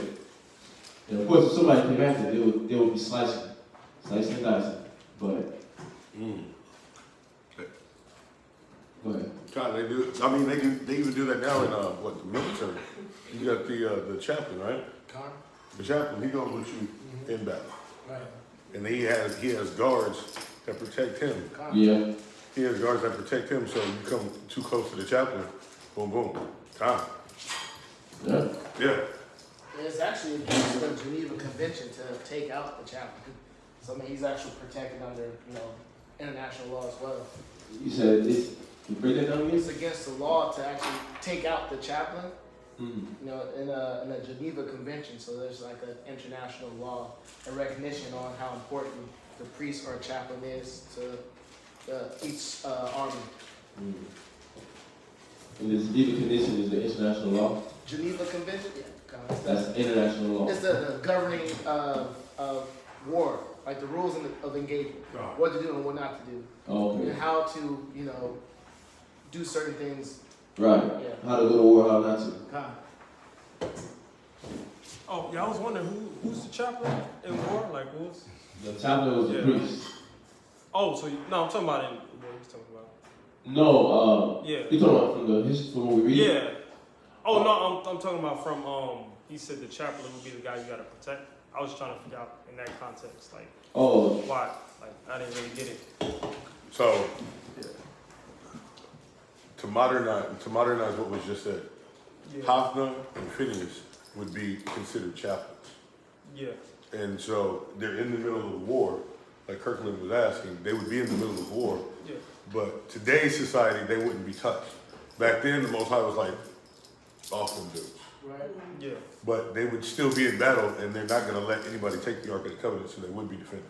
Okay. They would be defending, or if they're holding it, then you have the people who protected it, which was still Levitical priests who protected the protectors. Yeah. So you got the people who are holding the Ark, and you have the men in front that are flanked that would be protecting those men doing their job. Okay. Right. So you, in today's society, you have armed men that protect the chaplain. Okay. Same thing. There's nothing new. Right. Okay. Right. So you get that, right? Oh no, I meant to ask. I apologize. What was the point of having a chaplain in war? Oh, what was the point? Yeah, that's what I meant. That's It's like this. What's the point of praying before you eat? No, I'm asking. Oh no. Yeah. So that you bless your food and you show So that thank what? Why establish connection. with the Father? Yeah. Because you gotta put the Father there. Because you can easily what? Choke on that food. Yeah. And you got to give the Most High thanks for putting food on your table today. Yeah. Yeah. No, it's for real, but you put the Most High in everything. So, remember, we couldn't just go to war by ourselves. The Most High was the one fighting for us. I mean, we read the verse all the time. First Maccabees 3 and First Maccabees 3. This was the point. Come. 3 and verse 29? 19? 19. Come. First Maccabees chapter 3, verse 19. Come. For the victory of battle standeth not in the multitude of an host, but the strength. So it didn't stand, people winning wars, what they don't realize don't stand in the multitude. You have the biggest, the greatest, most powerful army in a physical sense, or what the papers say, or how many wars you won says. That doesn't make you the strongest. What makes you the strongest is what? Read. But strength cometh from heaven. Strength cometh from where? From heaven. The Most High is the one that makes you win. The wars that's won have been lost at times, throughout history, because the Most High wanted that side to win, and this side to lose.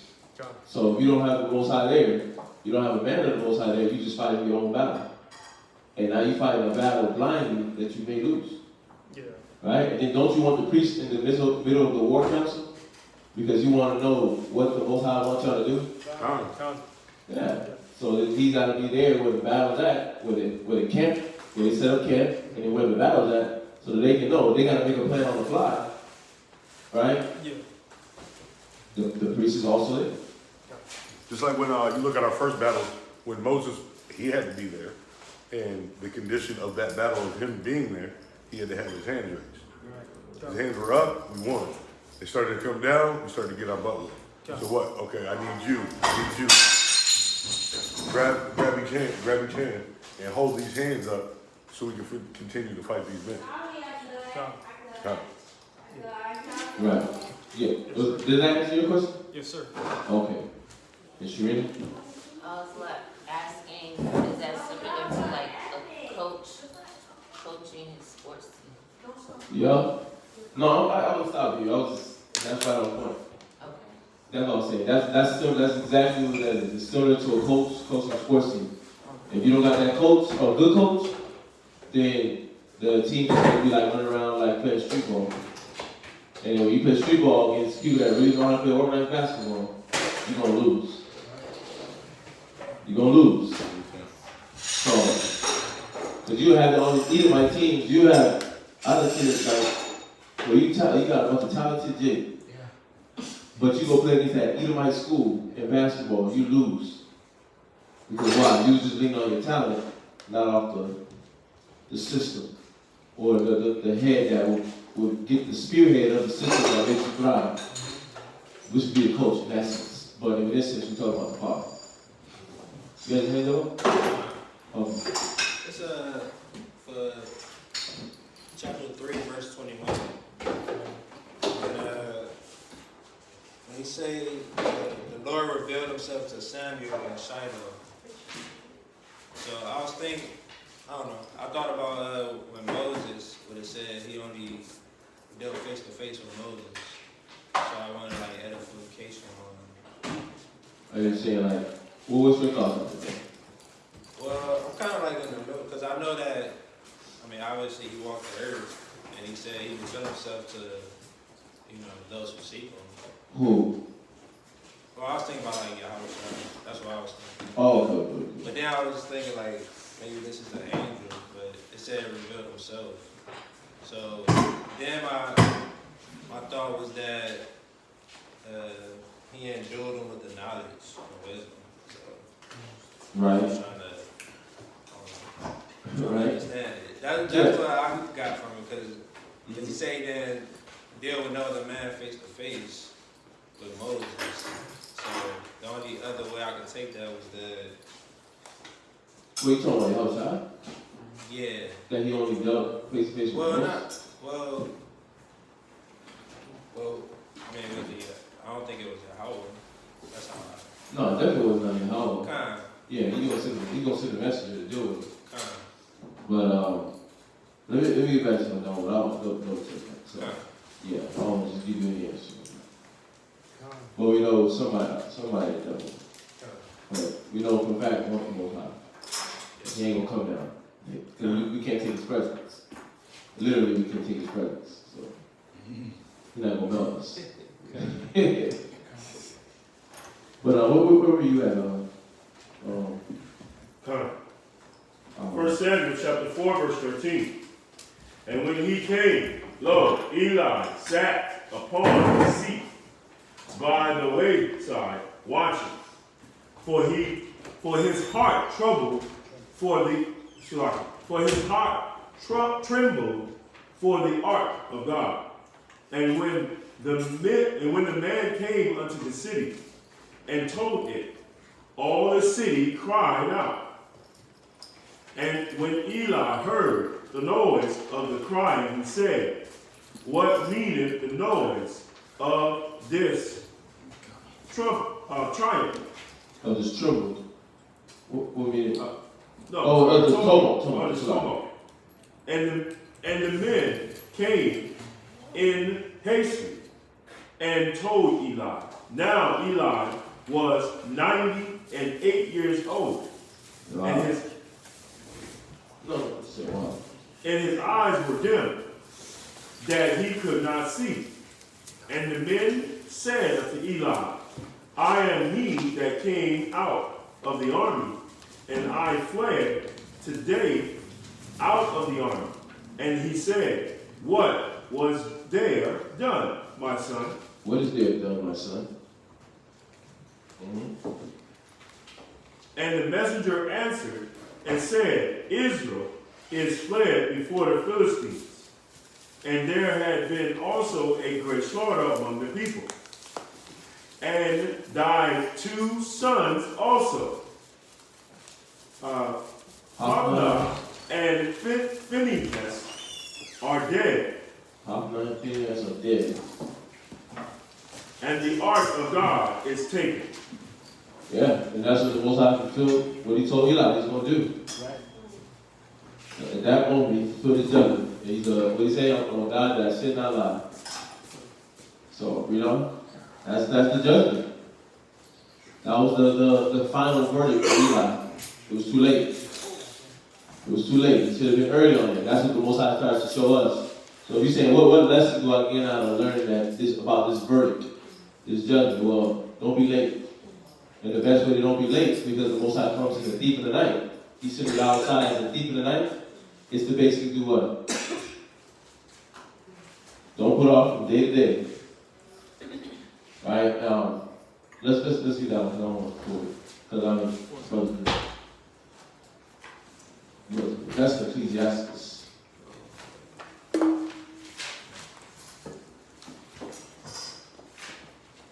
It said Ecclesiastes 5 and verse 7. Ecclesiastes 5 and 7. Ecclesiastes chapter 5 and verse 7. Make no tarrying to turn to the Lord. And that's the lesson that we gave from him. Don't tarry to turn to the Lord. Him not tarrying to turn to the Lord was in him being a better father. Right? Not restraining his children, dealing with them and having set up those consequences. So he's supposed to take disciplinary action against them. And then let's take it away from them being his children. As priests.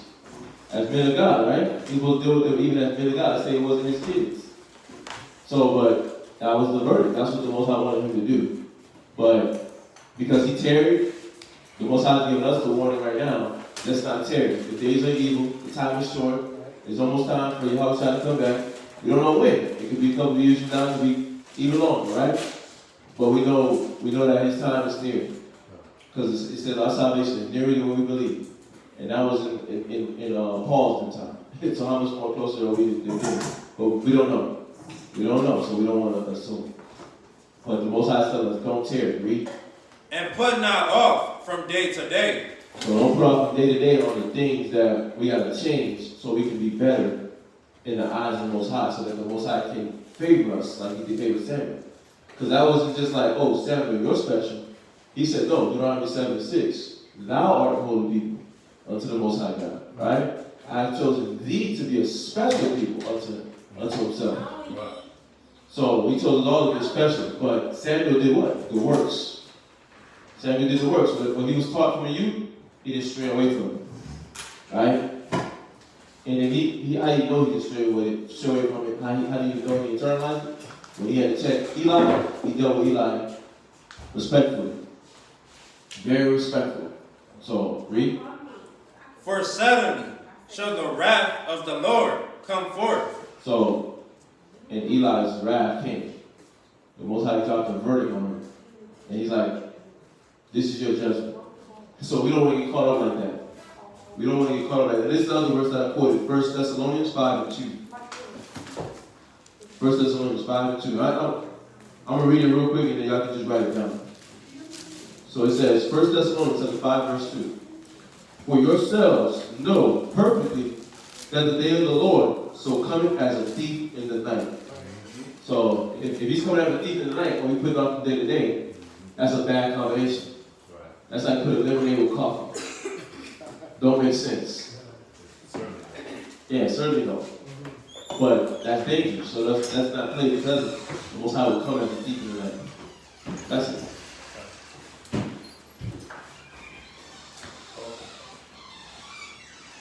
Go ahead.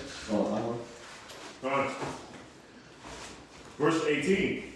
And it came to pass, when he made mention of the ark of God, that he fell from off the seat backward by the side of the gate, and his neck brake, and he died. So he fell back from the seat backward by the side of the gate, and his neck brake, and he died. I always try to visualize that one. Like, so the seat fell back, there was a gate there, and his neck hit the gate. I'm always trying to visualize that one. So I think about it. And it came to pass, when he had mentioned of the ark of God, that he fell from off the seat backwards He fell back by the side of the gate, and his neck brake, and he died. He was an older man. Oh, look, there it is. But he was old man in heaven. Yeah, so that weight played on. Right. Well, no. The thing about that with him and his kids. Was that was the punishment. Where we keep trying to tell Israel, what the Most High showed me is that nobody can escape. Right? You think like, this person is getting away with this and this. Like, look at, we were just laughing about Diddy and, what's his name? TD Jakes. We was just laughing about them, but you see how you think all these years, they getting away with it. Look, nobody's going to get away with it. The Most High literally gets everybody. He wins in the end. So a lot of times, the problem is that a lot of times, first of all, your judgment be wrong. You don't really know. That's why the Most High deals with each and everybody different, right? And one, you don't know. Two, if you see the works of individuals, like we know what P. Diddy been doing. Like, it didn't take old girl to talk about, hey, he had orgies and girls pissing on me and all that. It didn't need that. We knew that because the scriptures told us, and we know that industry, people all the time come out and speak about the industry. Right? So we knew that. So it was only a matter of time, though, because the Most High is long suffering. Right? R. Kelly, the same thing. It was only a matter of time. Right? And we know, according to Psalms 37 and Psalm 73, what happens? The Most High let the wicked, right, grow like a green bay tree. Like, all into the heavens, to where their pride gets so lifted up, that wicked pride will deny the Father, even though, and then the Most High, for our sakes, the righteous, he chops them down to show us, look, there's no success in wickedness. There's no profit in it. So a lot of times, if you look, and this is how you can correctly be free from thinking somebody is getting away with something, or this brother or sister, like, nah, especially us. The Most High is going to get us quick. He's going to get the righteous even quicker, right? Because you know better. You know, you got to be moved out of the way. So that's what this is. You're looking at the repercussions, right, of him not doing what he was supposed to be doing, which is telling his kids and then letting them go about to do that. That's the punishment. That's a hard way to go out. Yeah. Right? Your kids, that's why there's a difference between, okay, this brother got in an accident, you know, he's fine. You got trials and tribulations, and you got straight out punishment. And that's what you see here. You got punishment happening on him and his kids. Right? Remember the same thing happened with Ahab? Jezebel? Right? And I know we haven't read it. We touched on it many times, but you read on it? Same thing. Yes. Would you say that his sons being killed was the biggest punishment, or the ark being taken? Because he didn't even really acknowledge the fact that his sons dying is like what killed him or made him sad. Like, he was just like, as soon as the ark was taken, he kneeled up and died. You know, I would think, according to everything the Most High told him, the deeper punishment out of all of this is that your ancestry won't have an old man. Did we read that yet? It was in the second chapter. It was in the second chapter, right? That was like, and then nobody will be a priest, and they will be begging bread, begging at what the priest said. How did it word it? I know I'm paraphrasing, but it basically that his ancestry would be jacked up. That was the hard one right there. Read that part.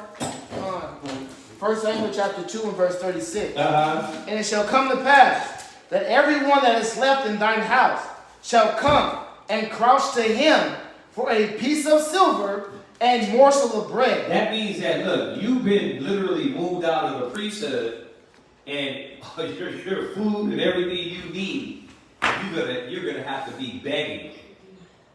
That, to me, you know what I mean, was the most deepest one, you know, out of all of this. But, you know, I know you're asking in his mind. In his mind. We don't really know what's in Eli's mind, because this guy didn't really make moves like he's supposed to. That's why the Most High was upset about it, with them. Like, you're acting like it's not a big deal. Even though, like I said earlier, he said what he said was right, but your actions should have proved more. You know, so I don't think it goes into showing his real thought process behind, like, I think he was waiting for that. He knew it was coming. So when it happened, where's the surprise? Right? The Most High said what was going to happen, and it happened, and it came to pass. And he was a priest. He knew that the Most High was going to do it. You know? It was heavy too. He probably was slanging a little bit. No, that was just part. Him being heavy. Like, all of this was part of what the Most High was going to use to bring on the punishment. Oh, okay. Yeah, like, that's just part of what. Okay, he was heavy, so he was a big guy, but because you know he was a big guy, this would yield the repercussions of this would, like, you would do that. No, it would be part of, you know, what bring his punishment on.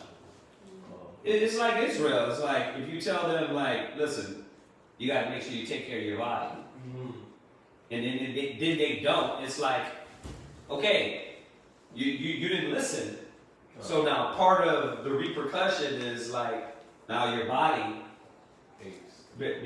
aches and bringing this pain upon you. You know what I mean? So all that was just, You know how the Most High is? The Most High is so beautiful in painting the picture and making it look so like we're reading this in a book in history and we're looking at it and we're like, it's so much a good story, right?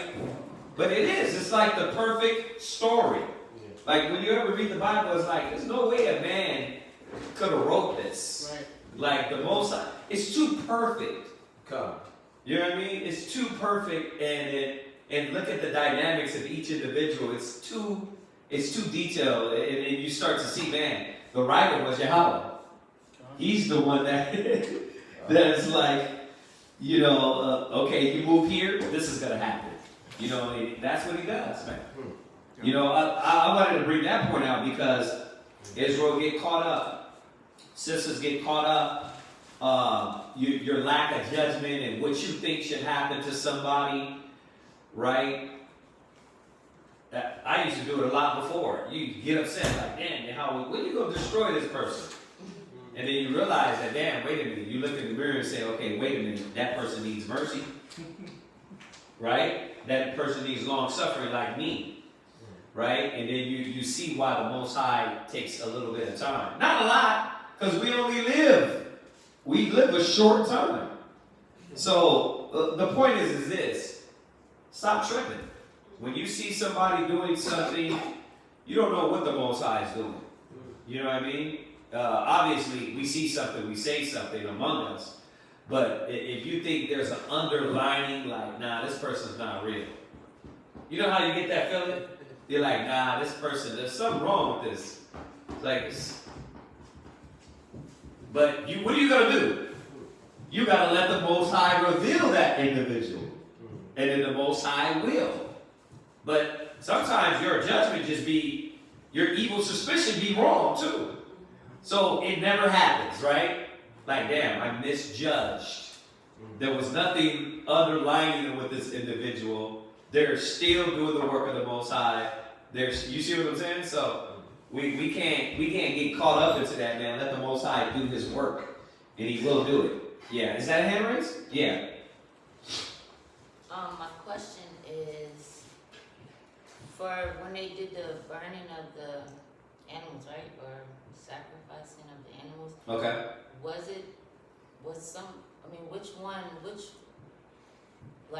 Did they have to eat it or something? The priest or something? The priest would. Which part are you talking about? Like for certain offerings. For certain offerings, yeah. The priest would partake in certain offerings, but it would be specific, like to what offering you're giving. And when we touched on Leviticus, it would tell you, oh, the priest would partake in this part, or this would just be a whole burnt sacrifice.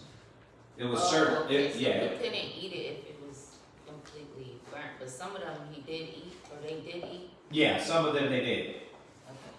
Yeah. Some of that, or remember the pot thing, remember they would throw it in the flesh hooks? And they would get it before he's even cooked? They would get it. The priest would get it. The problem was this, that these cats were greedy ahead of time. They were taking it ahead of time. They wouldn't wait. They were impatient. That's not what you were supposed to do. You know? So they were, the Most High was showing their greed and their selfishness in that. And then the portion, like, you're not going to take before the other priests. It don't work like that. What? Or before it's given to you. Yeah, or before it's given to you. You don't just put your hand in the... I mean, everybody knows that, right? But not them. No, I was asking because did that have something to do with him being fat?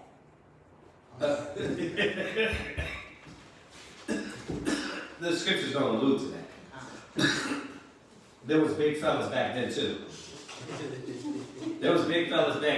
So you can't say, well, what was he greedy as that? A lot of things wasn't really said about Eli, like being off.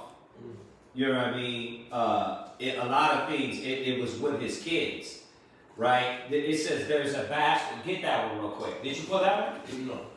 No. It's Ecclesiastes. You know what I'm talking about, right? Yeah. When you go back to Eli, it wasn't a lot of things that, excuse me. Wait. Eli wasn't,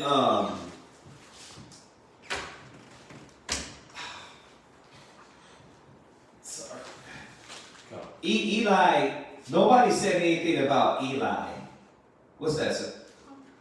Oh, no, for what? Eli, nobody said anything bad about Eli, but it was his kids. Like, Eli wasn't having sex with the women at the congregation. Eli wasn't doing that with the flesh hooks. The scriptures didn't say that. It was his kids that were doing it. The problem was he didn't step up and be the man to correct his children. And for that case, correct any of that. And that was his issue. But read that. Where you at? Ecclesiastes chapter 20, verse 22. It says, there is that destroy his own soul through bashfulness. There is that destroy his own soul through bashfulness. Right? You get a lot of these instances where the man doesn't want to tell the woman. Because he knows if he tells her, she gonna leave. Right? And she gonna get upset. And then she not gonna like him. Well, that bashfulness will destroy you. Because you gotta tell them. You gotta stand for righteousness. You don't gotta be a brute about it, but they gotta be told, right? And you get that a lot of times. Father, remember back in Ecclesiastes, it says, "Don't make much of your kids." All right. If you don't know, when you go back and read that 30, it tells them, "Don't make much of them." Right? Because you're boasting, and you're like, "Man, my kids are on point." Well, foolishness is bound in the heart of a child, so they will mess up, right? So it's telling you don't do that. So the bashfulness was, oh, I'm scared to say something. They're my kids. For whatever reason, he didn't do it. There's a bashfulness that's what? There's a bashfulness.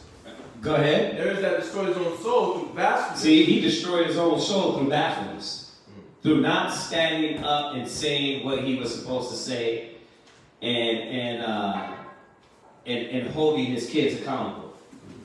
Go ahead. And by accepting a person. See, and by doing what? Accepting a person. He accepts persons over the Father. That's accepting persons is what? Preferring his kids over the Most High.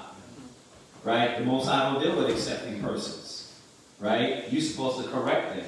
There ain't no, oh, my kids are the most important thing to me in life. Once again, you err not doing the commandment. Thou shalt have no other gods before you. It's Yahweh first, everybody else second and third. Right? Like, you can't say, oh, my rib, man, she's the love of my life and everything. Man, if she leaves me, I don't know what I'm going to do. Yahweh is supposed to be the love of your life. You're supposed to daydream about him. You have any other gods before you or powers before you, he's a jealous God. And he'll do what? He'll take that away from you. Yeah, so whether kids, brother, sister, mother, father, like any man love them more than the Most High, he's not worthy of the Most High, right? So this bashfulness, that's what happened with him. He preferred them before his kids because he didn't say nothing. Yeah. So Leviticus 6:26. That's why I'm asking the question because of that. It wasn't. Let me ask you this: did I answer the question or not? Yes. Okay. Because I said you're right. There is offerings that they take from him. Yeah, but I was asking, was it a sin? Was it sin offering that they take? Oh, was it a sin offering? Yeah, that they ate from. Because if it was, I feel like if his sons kept sinning and he was having to eat the offering, that's probably why it was so big. Because they sinned so much and he had to eat. No, it didn't. It don't work like that. Since they were greedy dogs. Right? It didn't matter what offering, to be truthful, sis. It wasn't like they ate. Well, that's what I said, Leviticus 6:26. Okay, I get what you're saying, but listen. Okay. I understand what you're saying. Okay. how you're putting it together. But it didn't matter that wasn't that wasn't the point. You know what I mean? You can't break it down like that because that's not what it said. You know what I mean? I can't say, well, yeah, they ate the sin offering, so what happened is the sin overcame it. That's not the case. It wasn't about just eating and taking this food. It was about everything. It wasn't just one thing. It was, what about the sex with the women in the congregation? It was that too. It was them being greedy. It was the sex. It was them taking the offering. It was them not being the priest like they were supposed to be. So it wasn't just one thing. You don't want to take away from the whole thing that the Most High said they would be punished for. It's all of that. Yeah. So, but that is part of it. Yes, they were taking this offering and eating it. Yeah. What you got more of that? The bashfulness? Go ahead. Verse 23. There is that for bashfulness, promise it to his friend. Okay, that's it on that. So y'all get that, right? That con or no? Con? What? What part you don't get? Con, I just wanted to know, or kind of get edification on verse 23, because I saw it a little earlier, and I just wanted to see if I get some time and then ask you a question. Do y'all get what I just said? Oh, what point I'm on? Oh, yeah, yes, sir. You got that point? Yes, sir. Okay, I'll try to make sure we're in the same conversation. Yeah, all right, we finished that conversation, and now we're going to jump to another conversation. Yeah. Which is your question where? Yeah, verse 23. I kind of was wondering about that. Okay, read that. Ecclesiastes? Yeah. Ecclesiastes in the Apocrypha? Yeah, the next verse you was about to go to, but you didn't go to. Because that wasn't the point. Okay. So that's going to veer from the topic that we're on. Okay, I'm not going to. But that's fine. Read verse 23. Okay. It says, there is that for bashfulness, promise it to his friends, and making him his enemy for nothing. Right. Yeah. So you make a commitment, right? Yeah. Because you're around, or this person you hold in admiration. Yeah. And then what happens? You don't keep to that. Then now you made them your enemy. Okay. But the only reason why you did it was what? You were bashful. You didn't say, you know what? No, I can't do that. Yeah. That's what it's saying. Okay, that makes sense. Yes. Watch. Read it again. There is that for bashfulness. So when it goes over this bashful, it starts to go through these block of scriptures on being bashful, where that can destroy and mess you up. Okay. Right. And it says there would be a point, there would be a moment where this can mess you up with your friends. Right? You're around brothers and sisters, and then somebody asks you, "Oh, y'all in on that? Y'all with this?" And then it's con. Oh, yeah. It's like, but in your mind, you're like, well, nah. I don't really. Don't do that. Let your yea be yea, your nay be nay, or go back and say what?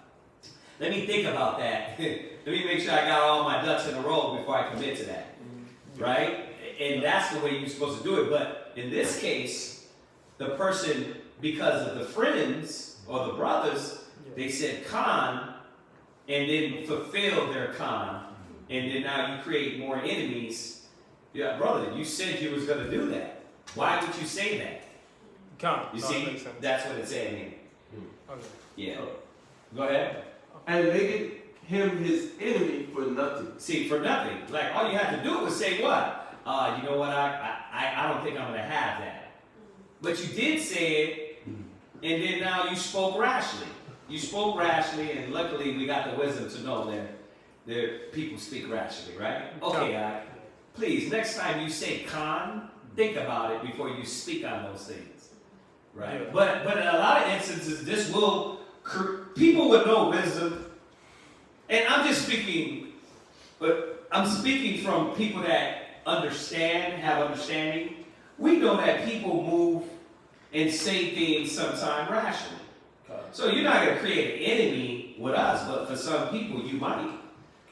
You know what I mean? You go in the world, people like, well, they take your word for it, and then now you got an enemy instead of doing it the right way. Yeah. Oh, that makes perfect sense. Yeah. Yeah. All right, let's jump back to the reading. All right. 1 Samuel chapter 4, last of verse 18. Mm-hmm. For he was an old man and heavy, and he had judged Israel 40 years.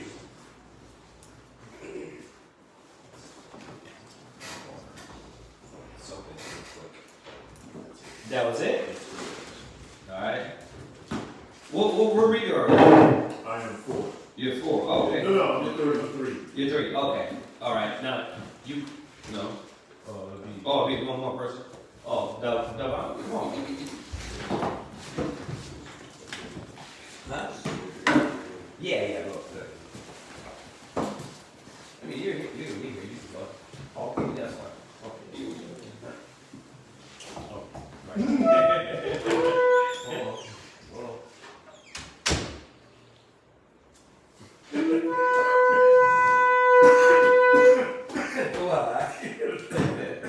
Delva Shabashah Yahawada Ban Yashala. Delva Shabashah Yahawada Ban Yashala. I want you. Right. Yahweh Hashem Yahshua Barakatam. Yahweh Hashem Yahshua Barakatam. Yeah, forever qualified. Yeah. Crazy.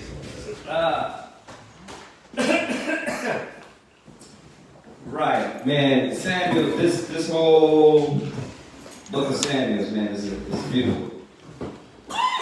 Yeah, make sure y'all, like you're doing, asking questions and understanding. Man, y'all gotta be sharp as hell. If y'all paying attention and conscious in these moments, like you're gonna get a lot out of these chapters. You know what I mean? Yeah. Yeah. So, all right. Where are you at? Year 4, verse 19 down to 5 and 9. Go ahead. Book of 1 Samuel, chapter 4 and verse 19. And his daughter-in-law, Phinehas' wife, was with child, near to be delivered. And when she heard the tidings that the ark of God was taken, and that her father-in-law and her husband were dead, she bowed herself and travailed, for her pains came upon her. And about the time of her death, the women that stood by her said unto her, Fear not, for thou hast borne a son. But she answered not, neither did she regard it. And she named the child Ichabod, saying, The glory is departed from Israel, because the ark of God was taken, and because of her father-in-law and her husband. And she said, The glory is departed from Israel, for the ark of God is taken. 1 Samuel chapter 5 and verse 1. And the Philistines. Philistines. No, it's the Philistines. But yes. It depends on if you're Northern Kingdom or Southern Kingdom. Philistines. And the Philistines. You from the South. And the Philistines took the ark of God and brought it from Ebenezer. Ebenezer unto Ashdod. When the Philistines took the ark of God, they brought it into the house of Dagon and set it by Dagon. And when they of Ashdod, Dagon is one of their idols, one of their false gods. Mm-hmm. So they went and just set it in there with that. There it is. Remember, let's be clear. As I was going over this again, I was like, I hope Israel understands that the power is not the ark. The power is Yahweh. God. The ark was just our artifact. You know what I mean? That, and this is what hopefully a lot of Israelites understood during that time, that there was no power in the ark. It was Yahweh's the power. But the artifact itself was our history. was our history. You know what I mean?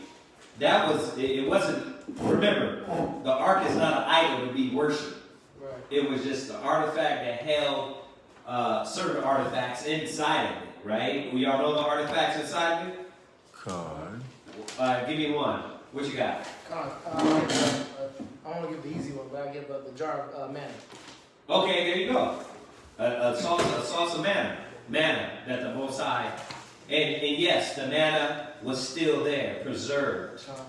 Right? What's another one? Go ahead, sis. Moses' stick. Close. Staff. Close. Somebody's staff. What? It was the butt of it was the staff of Aaron that budded. Right. Aaron's rod that budded, right? And then what else? Anybody else know? What? Was it the Ten Commandments? No. I don't know. Because I asked you the question. Don't ask me the question. Was it or was it not? I think so. You can't come doubting that. Come on. Y'all Hebrew Israelites. Yes, sir. Yes, sir? Yes, sir. Okay, yeah. It was the Ten Commandments that were there. Ten Commandments, Aaron's rod that budded, manna, and what else? One more thing. I think, yeah, it was one more thing. I always get this one. But wasn't it Imran's in there? This is here now. Oh, it has it. Oh, I'm jumping ahead. God. Yeah, because the curse of the Imrans anyway. Yeah. Always in the mice. Yeah. Could you say that it was a souvenir, the ark? Because you said it, you was trying to say what it was, and I'm like thinking in my head it's like a souvenir or something maybe. I don't know. A souvenir? I mean, I was just, don't. Oh, well, truthfully, now, I gotta ask, what is a souvenir?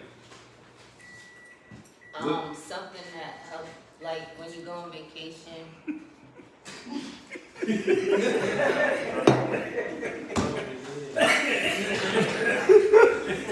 And you wanna remember your experience there, so you might get The Edomite terminology is kind of throwing us all off, I don't know. Once again, this was an artifact that it wasn't an idol.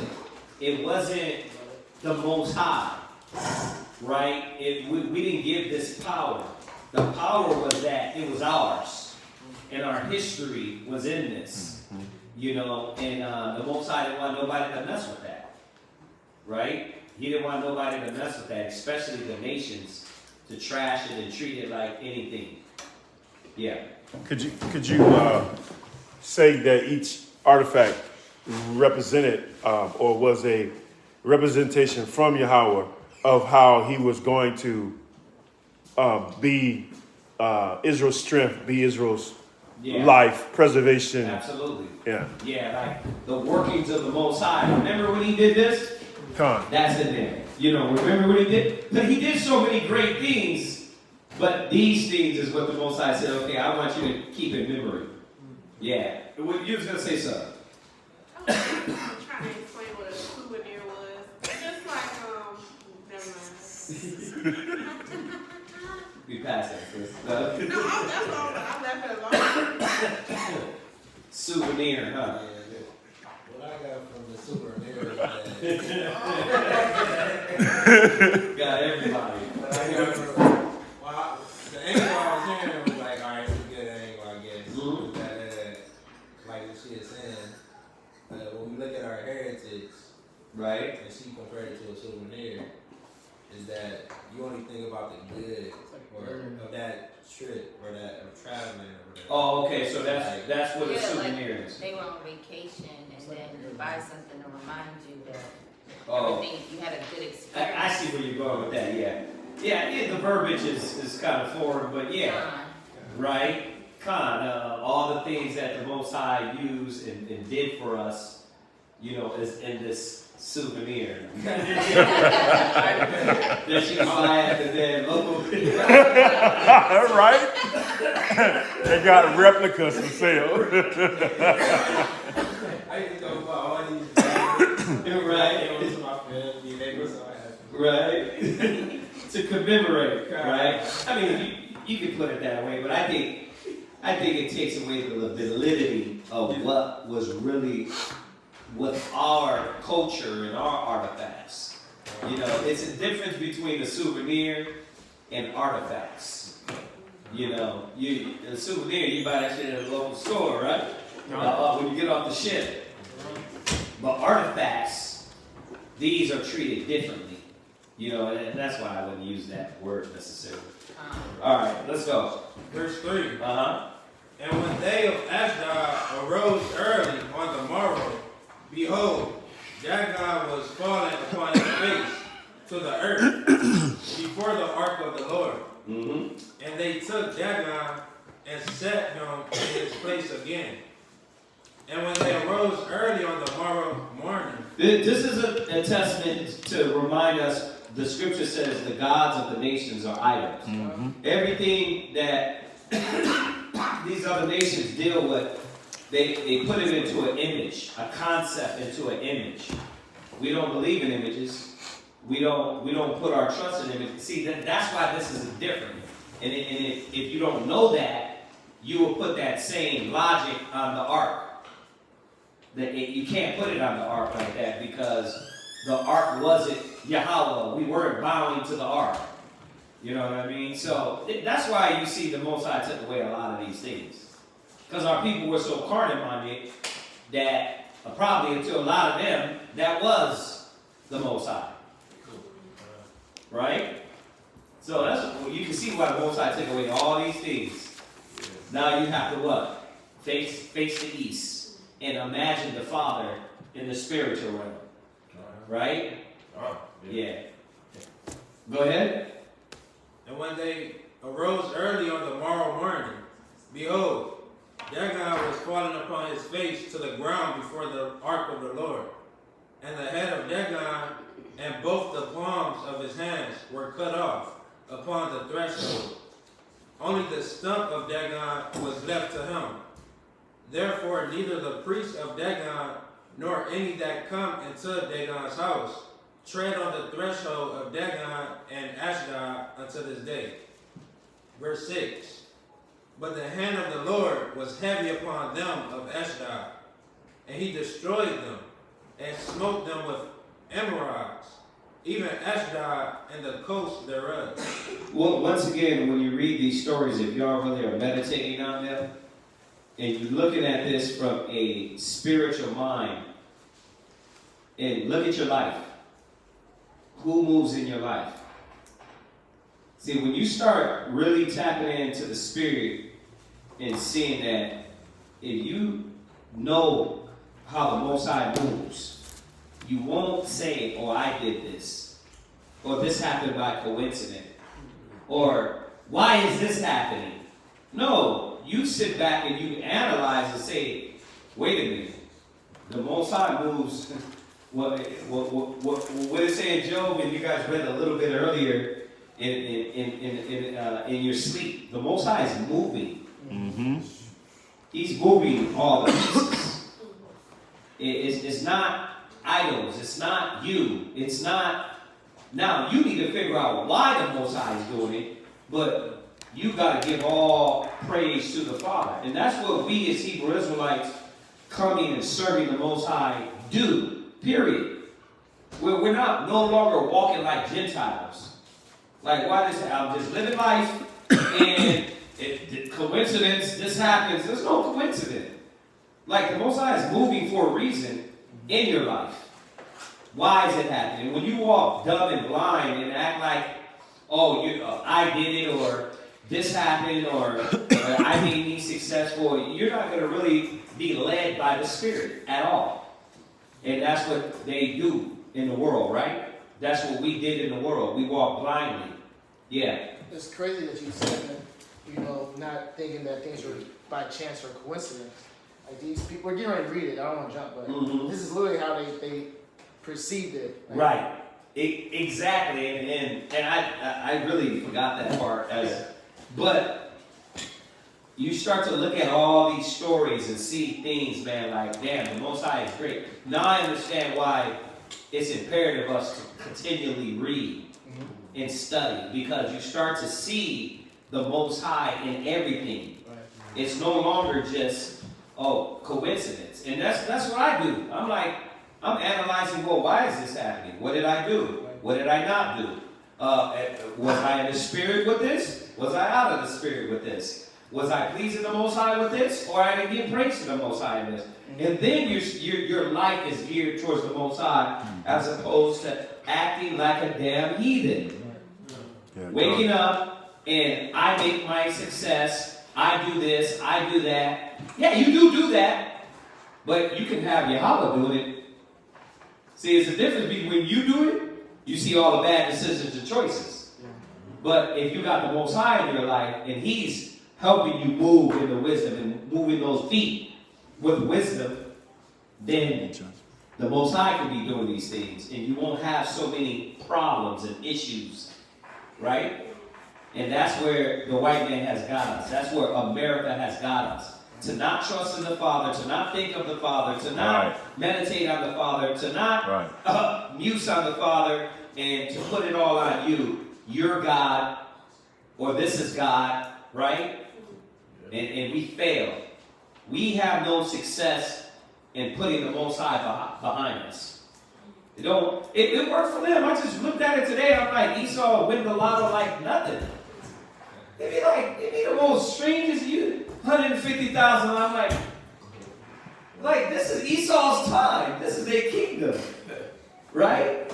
Like, they get blessed, they get all these things, but because the wicked prosper in this time. This is their time, and our power is entrusted in the Father. Period. Go ahead. Verse 7. And when the men of S.O.W saw that it was so, they said, the ark of the God of Israel shall not abide with us, for his hand is sore upon us, and upon Dagon our God.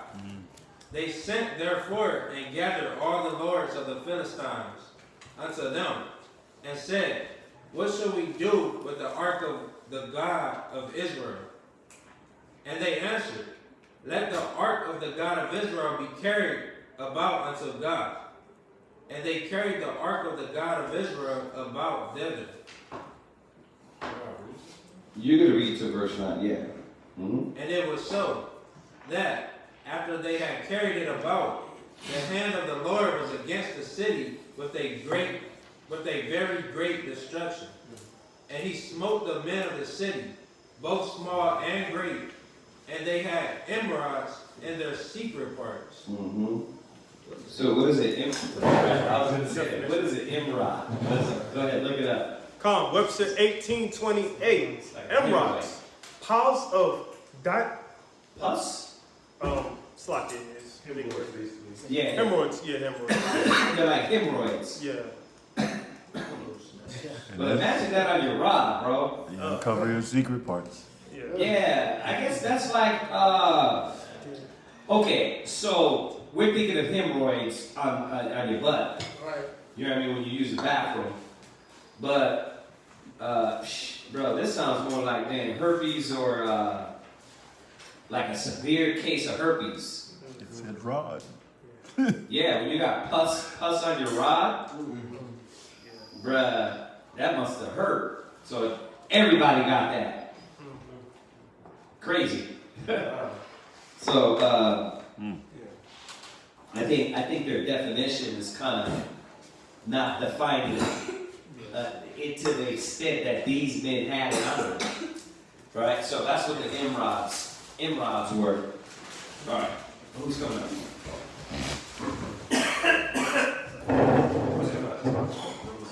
Oh, it's you. That was it. Right? Yeah. You right?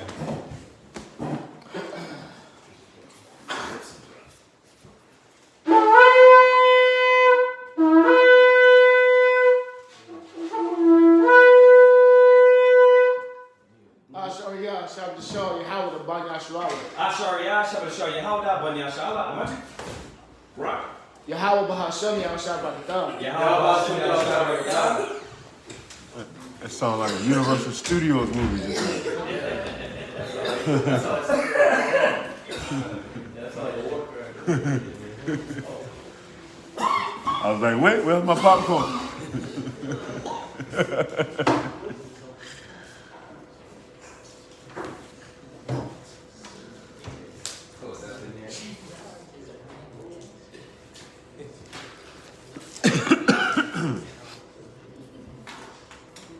Go ahead, go. Yeah, because he's gonna take a sip.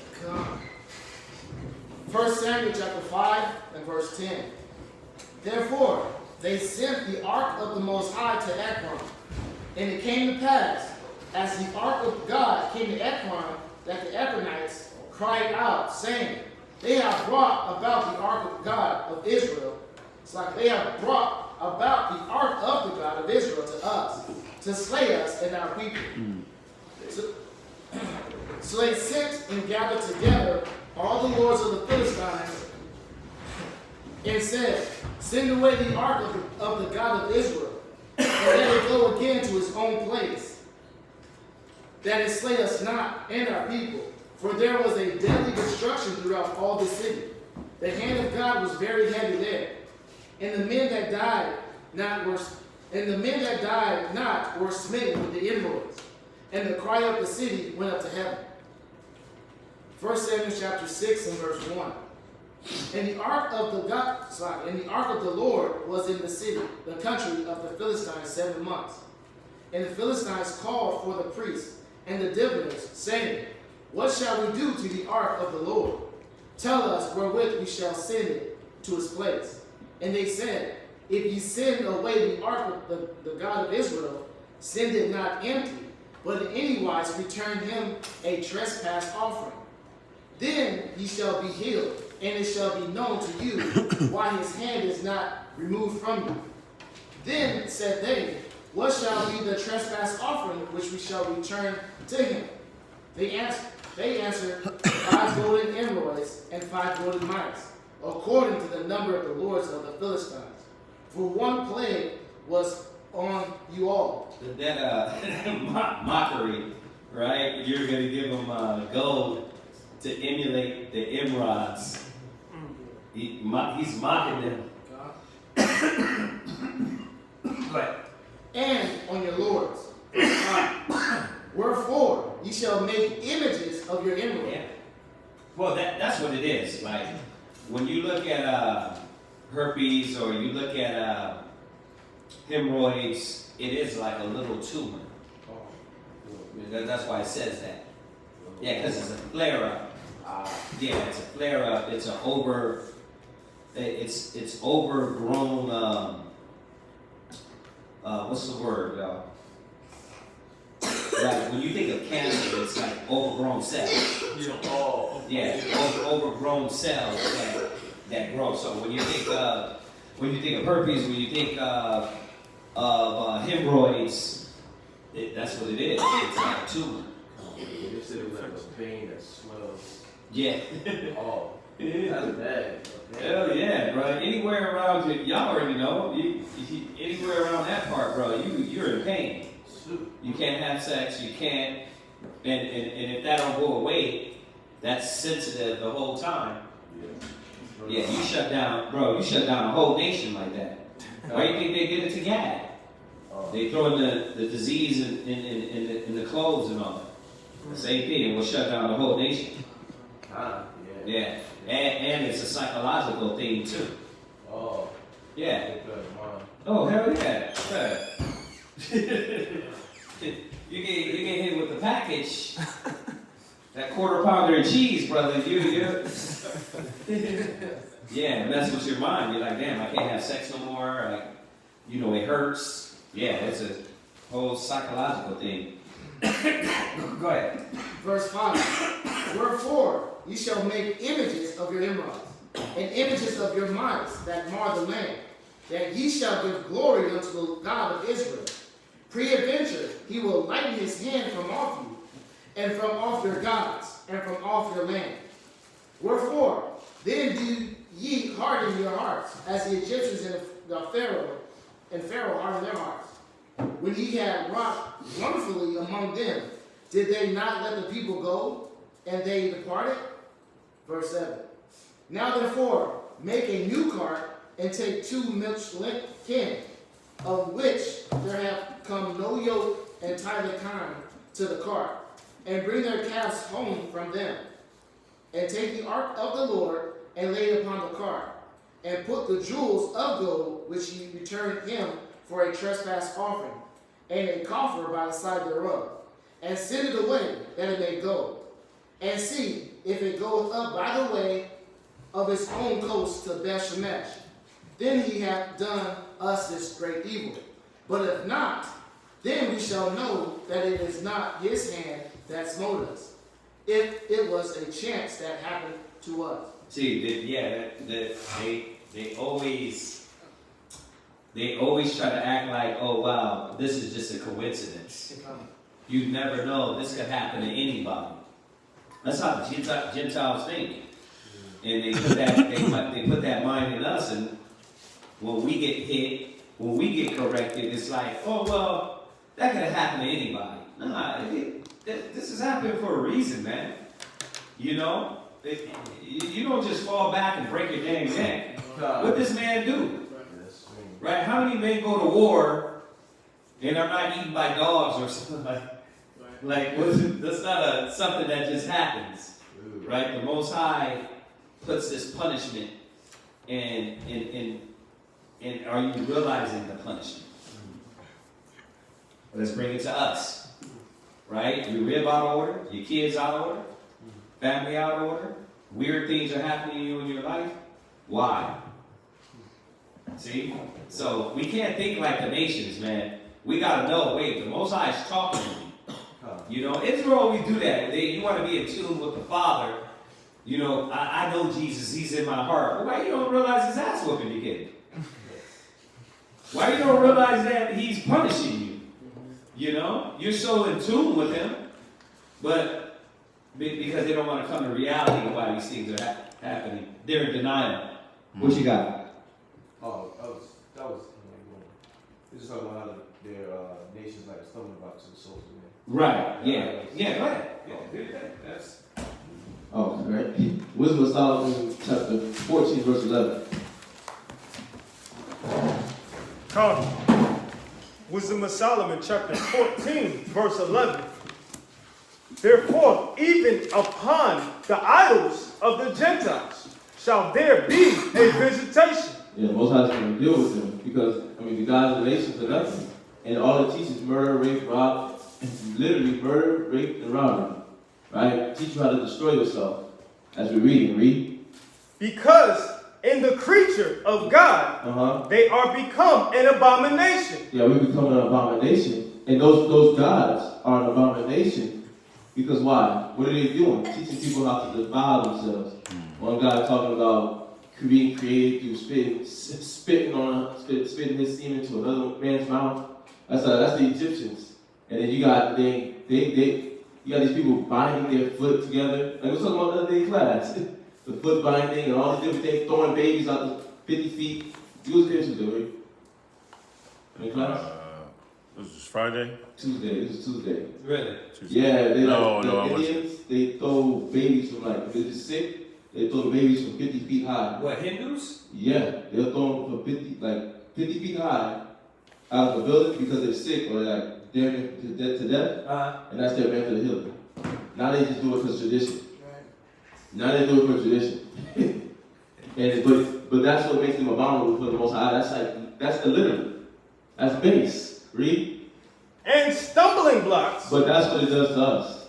It's what? And stumbling blocks. Read. To the souls of men. And it becomes stumbling blocks to us. Because we're looking at the knowledge of wickedness like it's wisdom. Yeah. Yeah. Read. And a snare to the feet of the unwise. And now you're trapped. The unwise is trapped. When us without the knowledge, we got trapped. And now you fell in love with those things, and now you learn how to disbound. The righteous is more excellent than his neighbor, but the ways of the wicked seduce him. Yeah, damn. You know that one second. Yeah. Yeah, and that's literally what happened. We literally got seduced by their evil because, see, in your mouth, you look at it from afar from the city, you see the lights, you see the LED lights in the city, you look at it from a distance, you hear the music, and you don't really realize they're doing all that to demons. Christmas and Halloween and all these different things, that's the demons. And then now you get seduced. And it's like y'all were saying earlier, I was catching a little bit what Ariel was saying about just like how it's all just regular. And that's why this is so hard. Yeah. This is so hard because that's just regular, like homosexuality, and it's almost like you start sympathizing with them so much, you don't realize how much, like, you would start hanging around with them. You know what I mean? And then you get in class and it's like, yeah, you sodomites, and then you know you got a gay friend, but that's wrong as hell. Like, who's that gay friend gonna come around? Is that gay friend gonna come around your kids? Is that what you gonna do? You gonna put that person around your kids and let them babysit? Well, let's have such and such babysit. Like, hell nah. That whole spirited vibe is around the kids. But that's what we do when we downplay. That's why we do have to be in their face. At one time, we'd be like, man, you're like, well, are we too much? But you have to be a lot. You have to be in their face with this because they are in our face. God. At every turn, they're in our face. They don't let up because it's within the fabric of society, right? Yep. So when they put Christmas, it's the machine is rolling.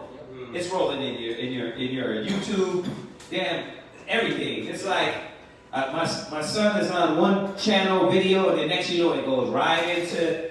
They go right into Halloween or go right into Christmas, and it's like you gotta pay attention, or else they're just learning that. So we gotta be that much more. And when we do it, it's almost like you guys are just a lot. But shit, who we got on our butt? The devil. We got Esau always on us. So we have to get your Bible. Are you studying? Right. Are you reading? Are you doing this? It's like, well. But then you look at us like, you guys are just a little bit excessive. The devil is super excessive, but you don't say nothing about him. You don't say nothing about the whole blinding, excessive homosexuality, child pornography, and all these things. It's like, it's regular. It's so regular, it's not a big deal no more. So we're the strangers now, right? We're the ones that's doing too much. We talk about that today. Yeah. We talk about that in the street speaking today. That's what led the lady while he was street speaking. She's like, she's like, Jesus ain't she's like, you don't know what Jesus looked like? Jesus ain't, no one's ever seen him. He's in the street speaking, and when she's saying that, she don't even know she's like desensitized to caring about truth. Right. But she's just being like ignorant, literally just ignorant, not even really realizing that to her fault. She's running away from something that could literally help her deal with relationships and family. She did that right with a kid in the car. Father, that's like literally kid behavior right there. Kids do that. The fact is this: we're the initiated ones. We're the ones aware. The fact is, unless you get people that are about knowledge, like us, because there's a lot of people that want the knowledge, and they're going to snap out of it. But majority of the world is blind, and that's not just me. Y'all know that. Majority of the world, like what we're dealing with, just the logic, just the whole concept of getting our people out of the mindset of American, that, like, people are like, it's crazy, man. Yeah. Y'all know the deal, though.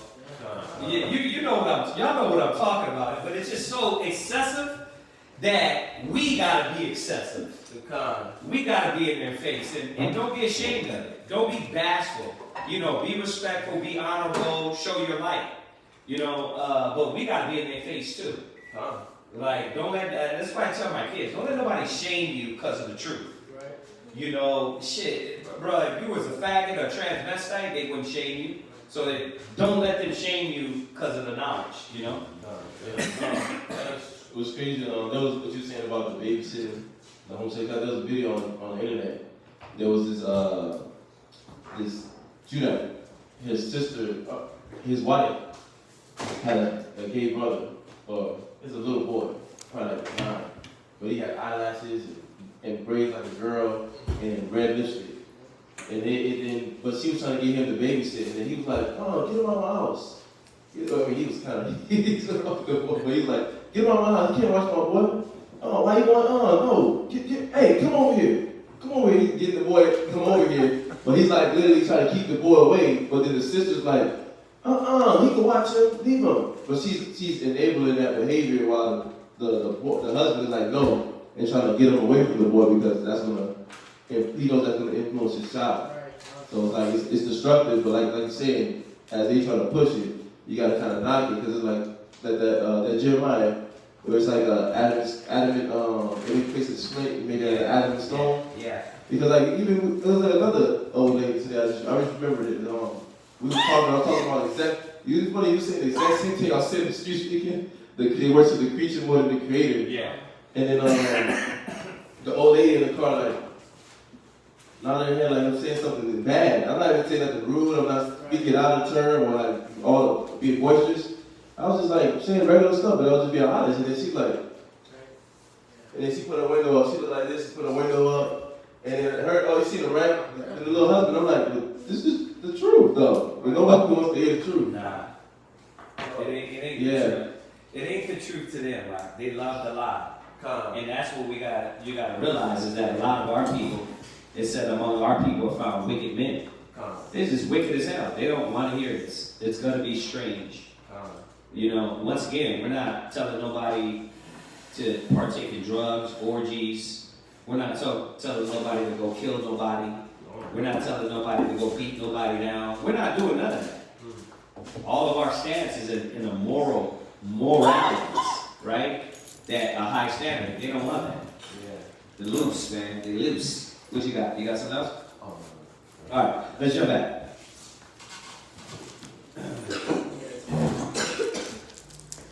You had a question, Vanessa? What's your comment? There's this dude that works for a dude named Mr. Beast, and he's gay, and he's teaching his son to be gay, and his son is like wearing dresses. Train up a child.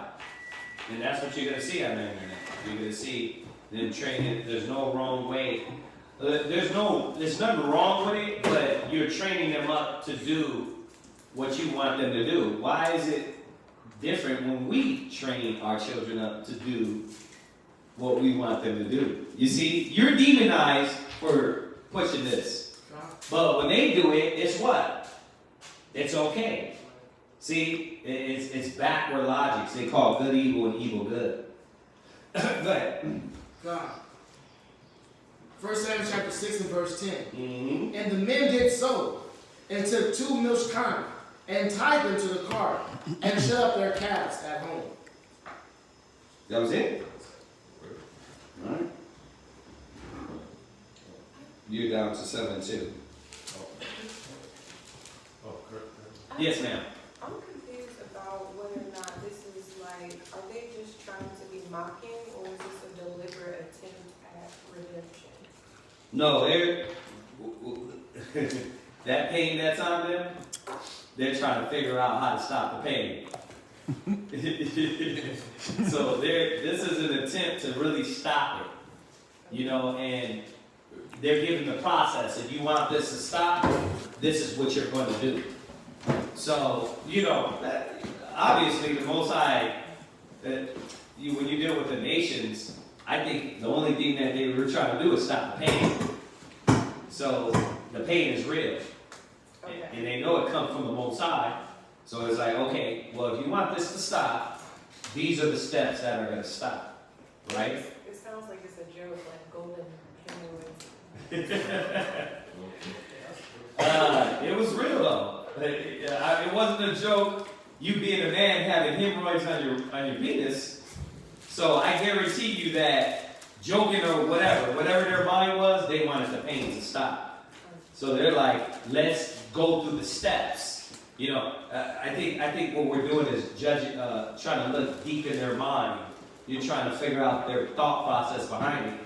I mean, the nations, they're going to do it because of what? What is a person, when they're punished, what are they thinking about? Let me get this to stop, right? Are they, the wicked, are they really thinking about, man, let me do right to the Most High? Nah, let me just get this to stop. Mm-hmm.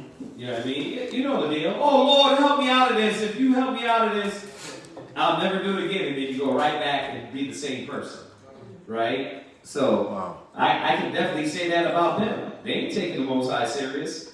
They wanted to stop. Where you at? I can say they're not taking it serious, even how far they were trying to go to kind of debunk the fact that they were the Most High, like picking animals that had never been like trained to be on a yoke and stuff like that. That's how I'm understanding it, like just animals that they knew they ain't been trained to like be stern, like directed by people. So if we do this and pick these randoms and send them on, if they go, we know for a fact, versus just acknowledging Right. that they knew it came from the Most High. Yeah, and that's I like what the sister's saying, like a joke. I can see that too, like, but that pain ain't a joke. That pain ain't a joke on them. Go ahead. 1 Samuel chapter 6, verse 11. And they laid the ark of the covenant upon the cart, and the coffer with the mice of gold and the images of their emeralds. And the kine took the straight way to the way of Beth Shemesh, and went along the highway, lowing as they went, and turned not aside to the right hand or to the left. And the Lord of the Philistines went after them unto the border of Beth Shemesh. And they of Beth Shemesh were reaping their wheat harvest in the valley. And they lifted up their eyes and saw the ark, and rejoiced to see it. And the cart came into the field of Joshua at Bethshemesh, and stood there. And when there was a great stone, and they clave the wood of the cart, and offered the kine a burnt offering unto the Lord. And the Levites took down the ark of the Lord, and the coffer that was with it, wherein the jewels of gold were, and put them on the great stone. And the men of Bethshemesh offered burnt offering and sacrifices the same day unto the Lord. Yeah, they wanted to stop. This is what you're going to do to get this pain to stop. You know what I mean? All the men got this, right? Remember, I'm going to say it again. You can't have sex. You can't have babies, right? And I know we're looking at this as a day thing. Imagine this just going on until you do what you got to do. And the Most High is dragging this out. Right? Yeah, they was definitely going through a lot of suffering. You had your hand raised? Yes. What number reader are we on? Because I have... We are, he's the 6th reader. I have 5. I don't know if I messed up. There was Arya. Yeah. Aharon, Delmar, Asharia, the number 6. Yeah, he's 6. Go ahead. 1 Samuel chapter 6, verse 16. Mm-hmm. And when the 5 lords of the Philistines had seen it, they returned to Ekron the same day. And these are the golden emeralds which the Philistines returned for a trespass offering unto the Lord. For Ashdod one, for Gaza one, for Ashkelon one, for Gath one, for Ekron one, and the golden mice, according to the number of all the cities of the Philistines belonging to the 5 lords, both of the fenced cities and of country villages, even unto the great stone of Abel, whereon they set down the ark of the Lord, which stone remained unto this day in the field of Joshua the Bethshemite. And he smote the men of Bethshemesh because they had looked into the ark of the Lord. Even he smote of the people 50,010 men. And the people lamented because the Lord had smitten many of the people with a great slaughter.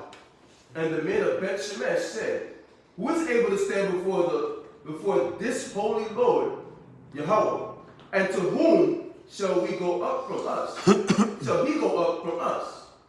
And they sent messengers to the inhabitants of Kirjath-Jearim, saying, the Philistines have brought again the ark of the Lord. Come ye down and fetch it up to you. 1 Samuel chapter 7, verse 1. And the men of Kirjath-Jearim came and fetched up the ark of the Lord, and brought it into the house of Abinadab in the hill, and sanctified Eleazar, his son, to keep the ark of the Lord. And it came to pass, while the ark abode in Kirjath-Jearim, that the time was long, for it was 20 years, and all the house of the Lord, and all the house of Israel lamented after the Lord. And Samuel spake unto all the house of Israel, saying, That's me. Yeah, and Samuel spake unto all the house of Israel, saying, if ye return unto the Lord with all your hearts, then put away the strange gods and Ashtoreth from among you, and prepare your hearts unto the Lord, and serve him only, and he will deliver you out of the hand of the Philistines. And the children of Israel did put away Balaam and Ashereth, and serve the Lord only. And Samuel said, gather all Israel in Mizpah, and I will pray for you unto the Lord. And they gathered together to Mizpah, and drew water, and poured it out before the Lord, and fasted on that day, and said there, we have sinned against the Lord. And Samuel judged the children of Israel in Mizpah.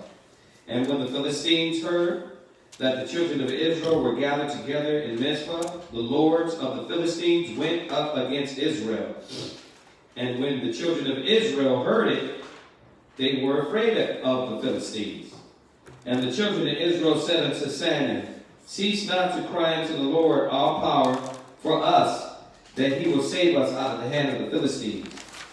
And Samuel took a suckling lamb and offered it for a burnt offering holy unto the Lord. And Samuel cried unto the Lord for Israel, and the Lord heard him.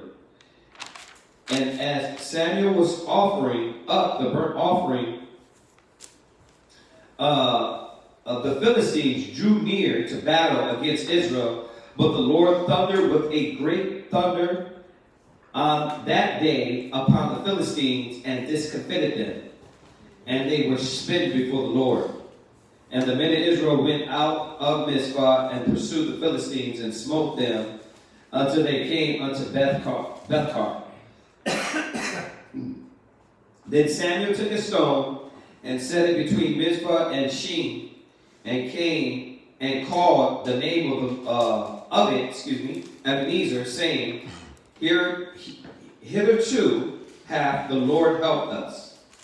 So the Philistines were subdued, and they came no more into the coast of Israel, and the hand of the Lord was against the Philistines all the days of Samuel. And the cities which the Philistines had taken from Israel were restored to Israel, from Ekron even unto Gath, and the coast thereof did Israel deliver out of the hands of the Philistines. And there was peace between Israel and the Amorites. And Samuel judged Israel all the days of his life. And he went from year to year in circuit to Bethel and Gilgal and Mizpah, and judged Israel in all those places. And his return was to Ramah, for there was his house. And there he judged Israel, and there he built an altar to the Lord. So that circuit, Samuel, he was making that circuit. That's what priests did. Just like Paul. Exactly. Paul, Christ. I mean, a lot of cats make that circuit. We know through Israel and for our people. Any questions on that? Yes, sir. Slock, I was kind of wondering what you meant when you said circuit. Well, you see, he would go out to Bethel, Gilgal, Mizpah. So he'd make his rounds through the nation. Okay. Yeah. Like you see that with the priests, that they would make their rounds. Like Paul went through Asia Minor, and he would go to these different islands, right? Which had the different churches. Okay. Just check on them. Check on them, teach them, anoint them, do the work of the Most High. Okay. Yeah. I'm pointing it out to show it's not strange when you do the ministry or the work of an evangelist, right? It's not strange. That's what we have to do. You know. Yes, some cats are caught. You know what I mean? They can step in that slide, but other cats have to let go of their faithlessness. But that's what we did. Yeah. That's a hand? Yes. Uh-huh. Did the ark get returned? The ark got returned. Okay. Yeah. Anything online? Anybody got anything? If not, we're going to go ahead and conclude class, set up the prayers. That concludes the reading. That concludes the reading. Anything. Reminder while we're waiting, Passover. Do not forget your Passover, helping with the location with the lamb. We need your help. All right? Yes, sir? What is the name of your Let me get with Zion from the 2 hours of sleep. All right. I haven't talked to him as from yesterday. So let me get with them and then make sure. And then Tuesday we'll come back with that day. Excuse me. I had a question on food. If you got food and it had a piece of the defiled piece of meat, is the food defiled? The food is defiled. Right? Remember we talked about that pizza? That pepperoni juice flowing on the other side? It's defiled, y'all. You might as well get rid of it. Right? Is the entire meal defiled? The entire meal is defiled. Put it like this. Let me make it simple to your mind, to our minds. If a piece of shit falls in your food, is it still? Do you just flick that off? Is it the 3-second rule? Or what is it? Is it a 15-second rule when a piece of shit falls in your food? Oh my God. No, you're most likely gonna be like I'll pass. Right? So when we technically yes, it's defiled. I mean, you should be clear on that. What else? Anything else? That's why you can't let nobody do your food except for Israel. You can't do the families and friends because they don't be as aware. First of all, we're not perfect. So a lot of times you don't look at what's in the canned foods or you don't read everything and something slips in because you're not perfect. You know what I mean? But them in the world, they don't even, that consciousness ain't even there. So they'd be cooking stuff that, that we're practicing, like refried beans. Check those refried beans because they cook them with lard and they cook it with lard as pork in it. You're thinking they're vegetarian, but they cook it with lard. Yeah. So we're practicing, we're rehearsing, they're not. So definitely watch out for family and friends, man. You be eating some damn defiled food and then ain't even conscious of it. Was that it? What we got? Yes, ma'am. I think I kind of answered it reading it again, but I had wanted understanding about Malachi 3 and 5. Let's go there.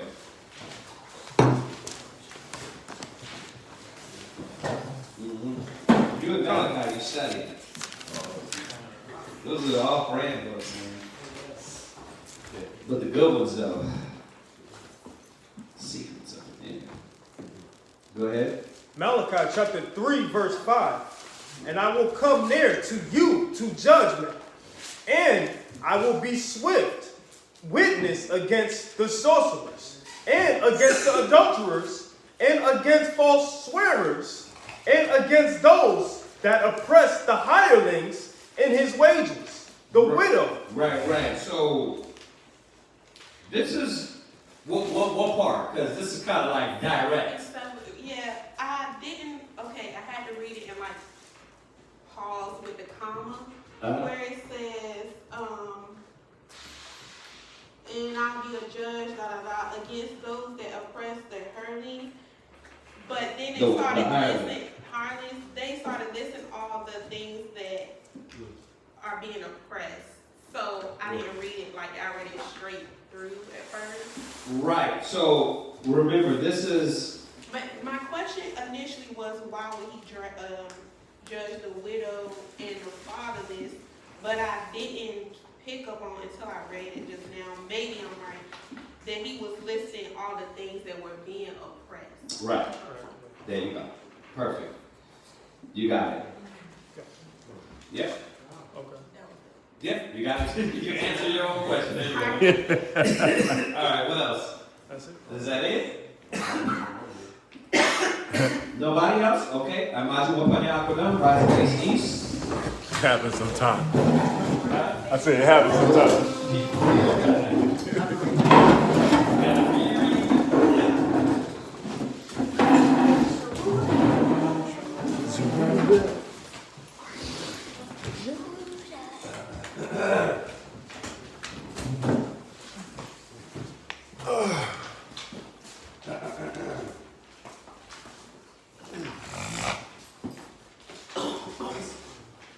When you're online and all you hear in the background is snorkeling and coughing, it's funny. All I hear is Ariana coughing through it, like his mouth was on the phone, like, like, bro, where's this guy at, man? He was sitting right here. He was sitting right here. That's all you can hear, man.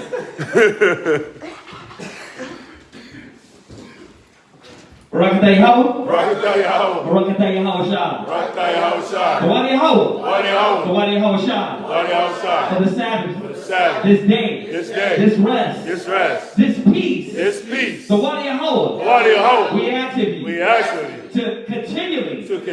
Bless us. Bless us. With peace. With peace. Safety. Safety. Comfort. Comfort. In our spirit. In our spirit. Minds. Mind. In our houses. In our houses. In our thoughts. In our thoughts. The wives. The wives. Husbands. Husbands. And children. And children. Please Yahweh. Please Yahweh. Take not. Take not. Your Holy Spirit from us. Your Holy Spirit from us. Guide us. Guide us. Our steps. Our steps. Our actions. Our actions. Our emotions. Our emotions. Our thoughts. Our thoughts. In your Holy Spirit. In your Holy Spirit. Please Yahweh. Please Yahweh. In Yahweh Shai's name. In Yahweh Shai's name. Bless us. Bless us. With wisdom. With wisdom. Knowledge. Knowledge. Understanding. Understanding. Faith. Faith. Patience. Patience. Kindness. Kindness. Long suffering. Long suffering. To be compassionate. To be compassionate. In unity. In unity. In the bond of peace. In the bond of peace. In brotherhood. In brotherhood. In sisterhood. In sisterhood. By Hashem Yahweh Shai. By Hashem Yahweh Shai. Forgiving one another. Forgiving one another.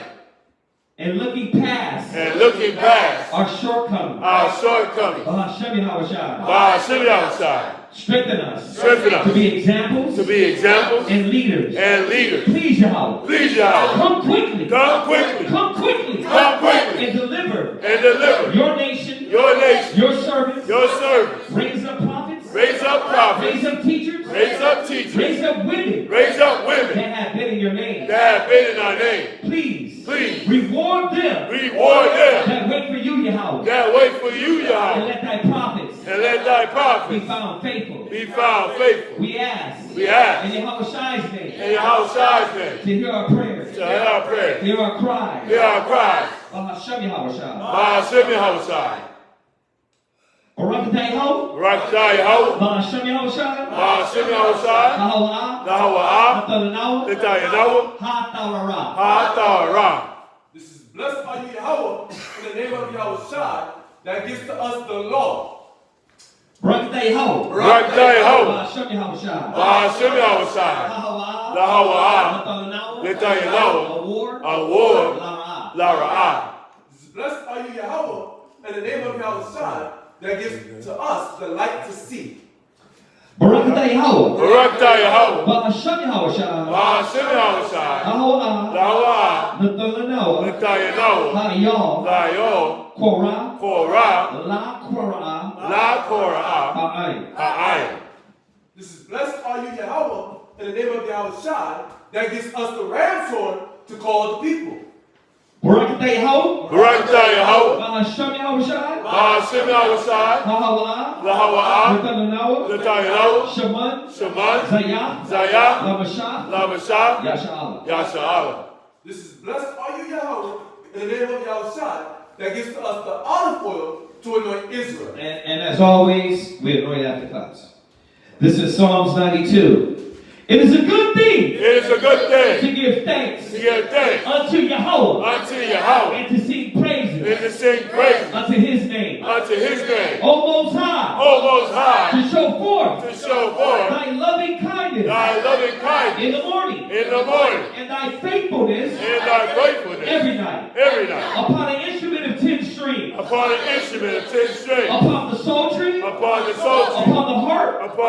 With a solemn sound. For thou, Yahweh, has made me glad. Through thy work, I will triumph. In the works of thy hands. O Yahweh, how great are thy works. And thy thoughts are very deep. A brutish man knoweth not. Neither doeth a fool.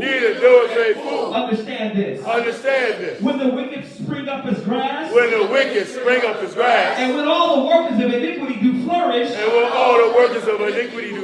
It is that they shall be destroyed. Forever. But thou, Yahweh, are most high forevermore.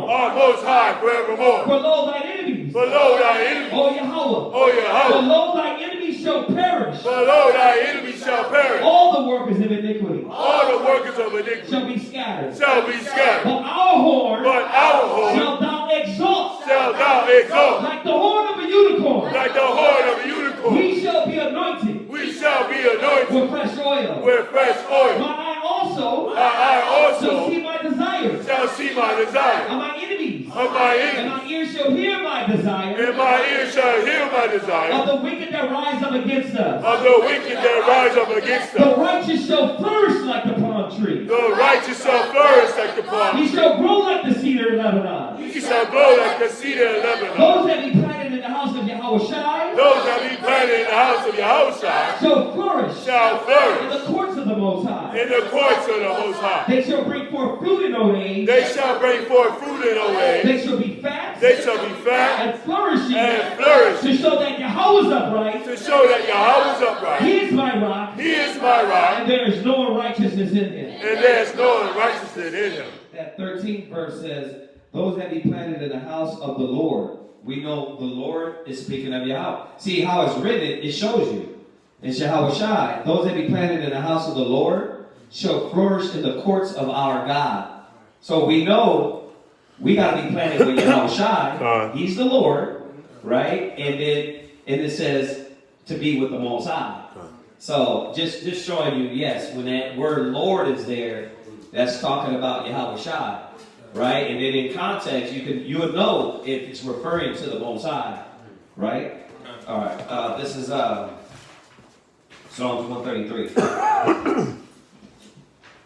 Shayar, Hamalawah, Ladawah, Hana, Matuah, Ramah, Naayam, Shabbat, Akim, Gum, Yachad, Kashaman, Hatawah, Ayo, Haraash, Yurah, Ayo, Hazakwan, Zakwan, Aharan, Shayirah, Alpanya. Alpaya. Marawakiwa. Marawakiwa. Kato. Kato. Karawan. Karawan. Shayarad. Shayarad. Ayo. Ayo. Arya. Arya.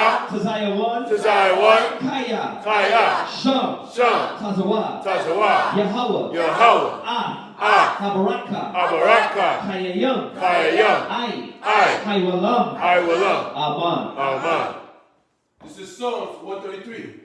Behold, how good and how pleasant it is for brethren to dwell together in unity. It is like the precious ointment upon the head, that went down upon the beard, even Aaron's beard, that went down to the skirts of his garments, as the dew of Ramah, and as the dew that descended upon the mountains of Zion. For there the Lord commanded the blessing, even life forevermore. Bahashem Yahushai. Bahashem Yahushai. Tawada. Tamya. Aman.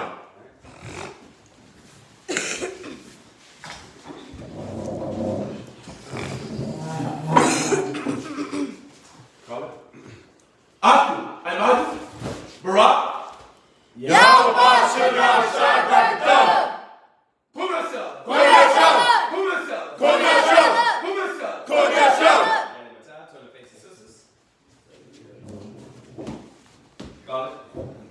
Salute out the daughters of Zion, live Israel, Imadu, Barak, Yahweh,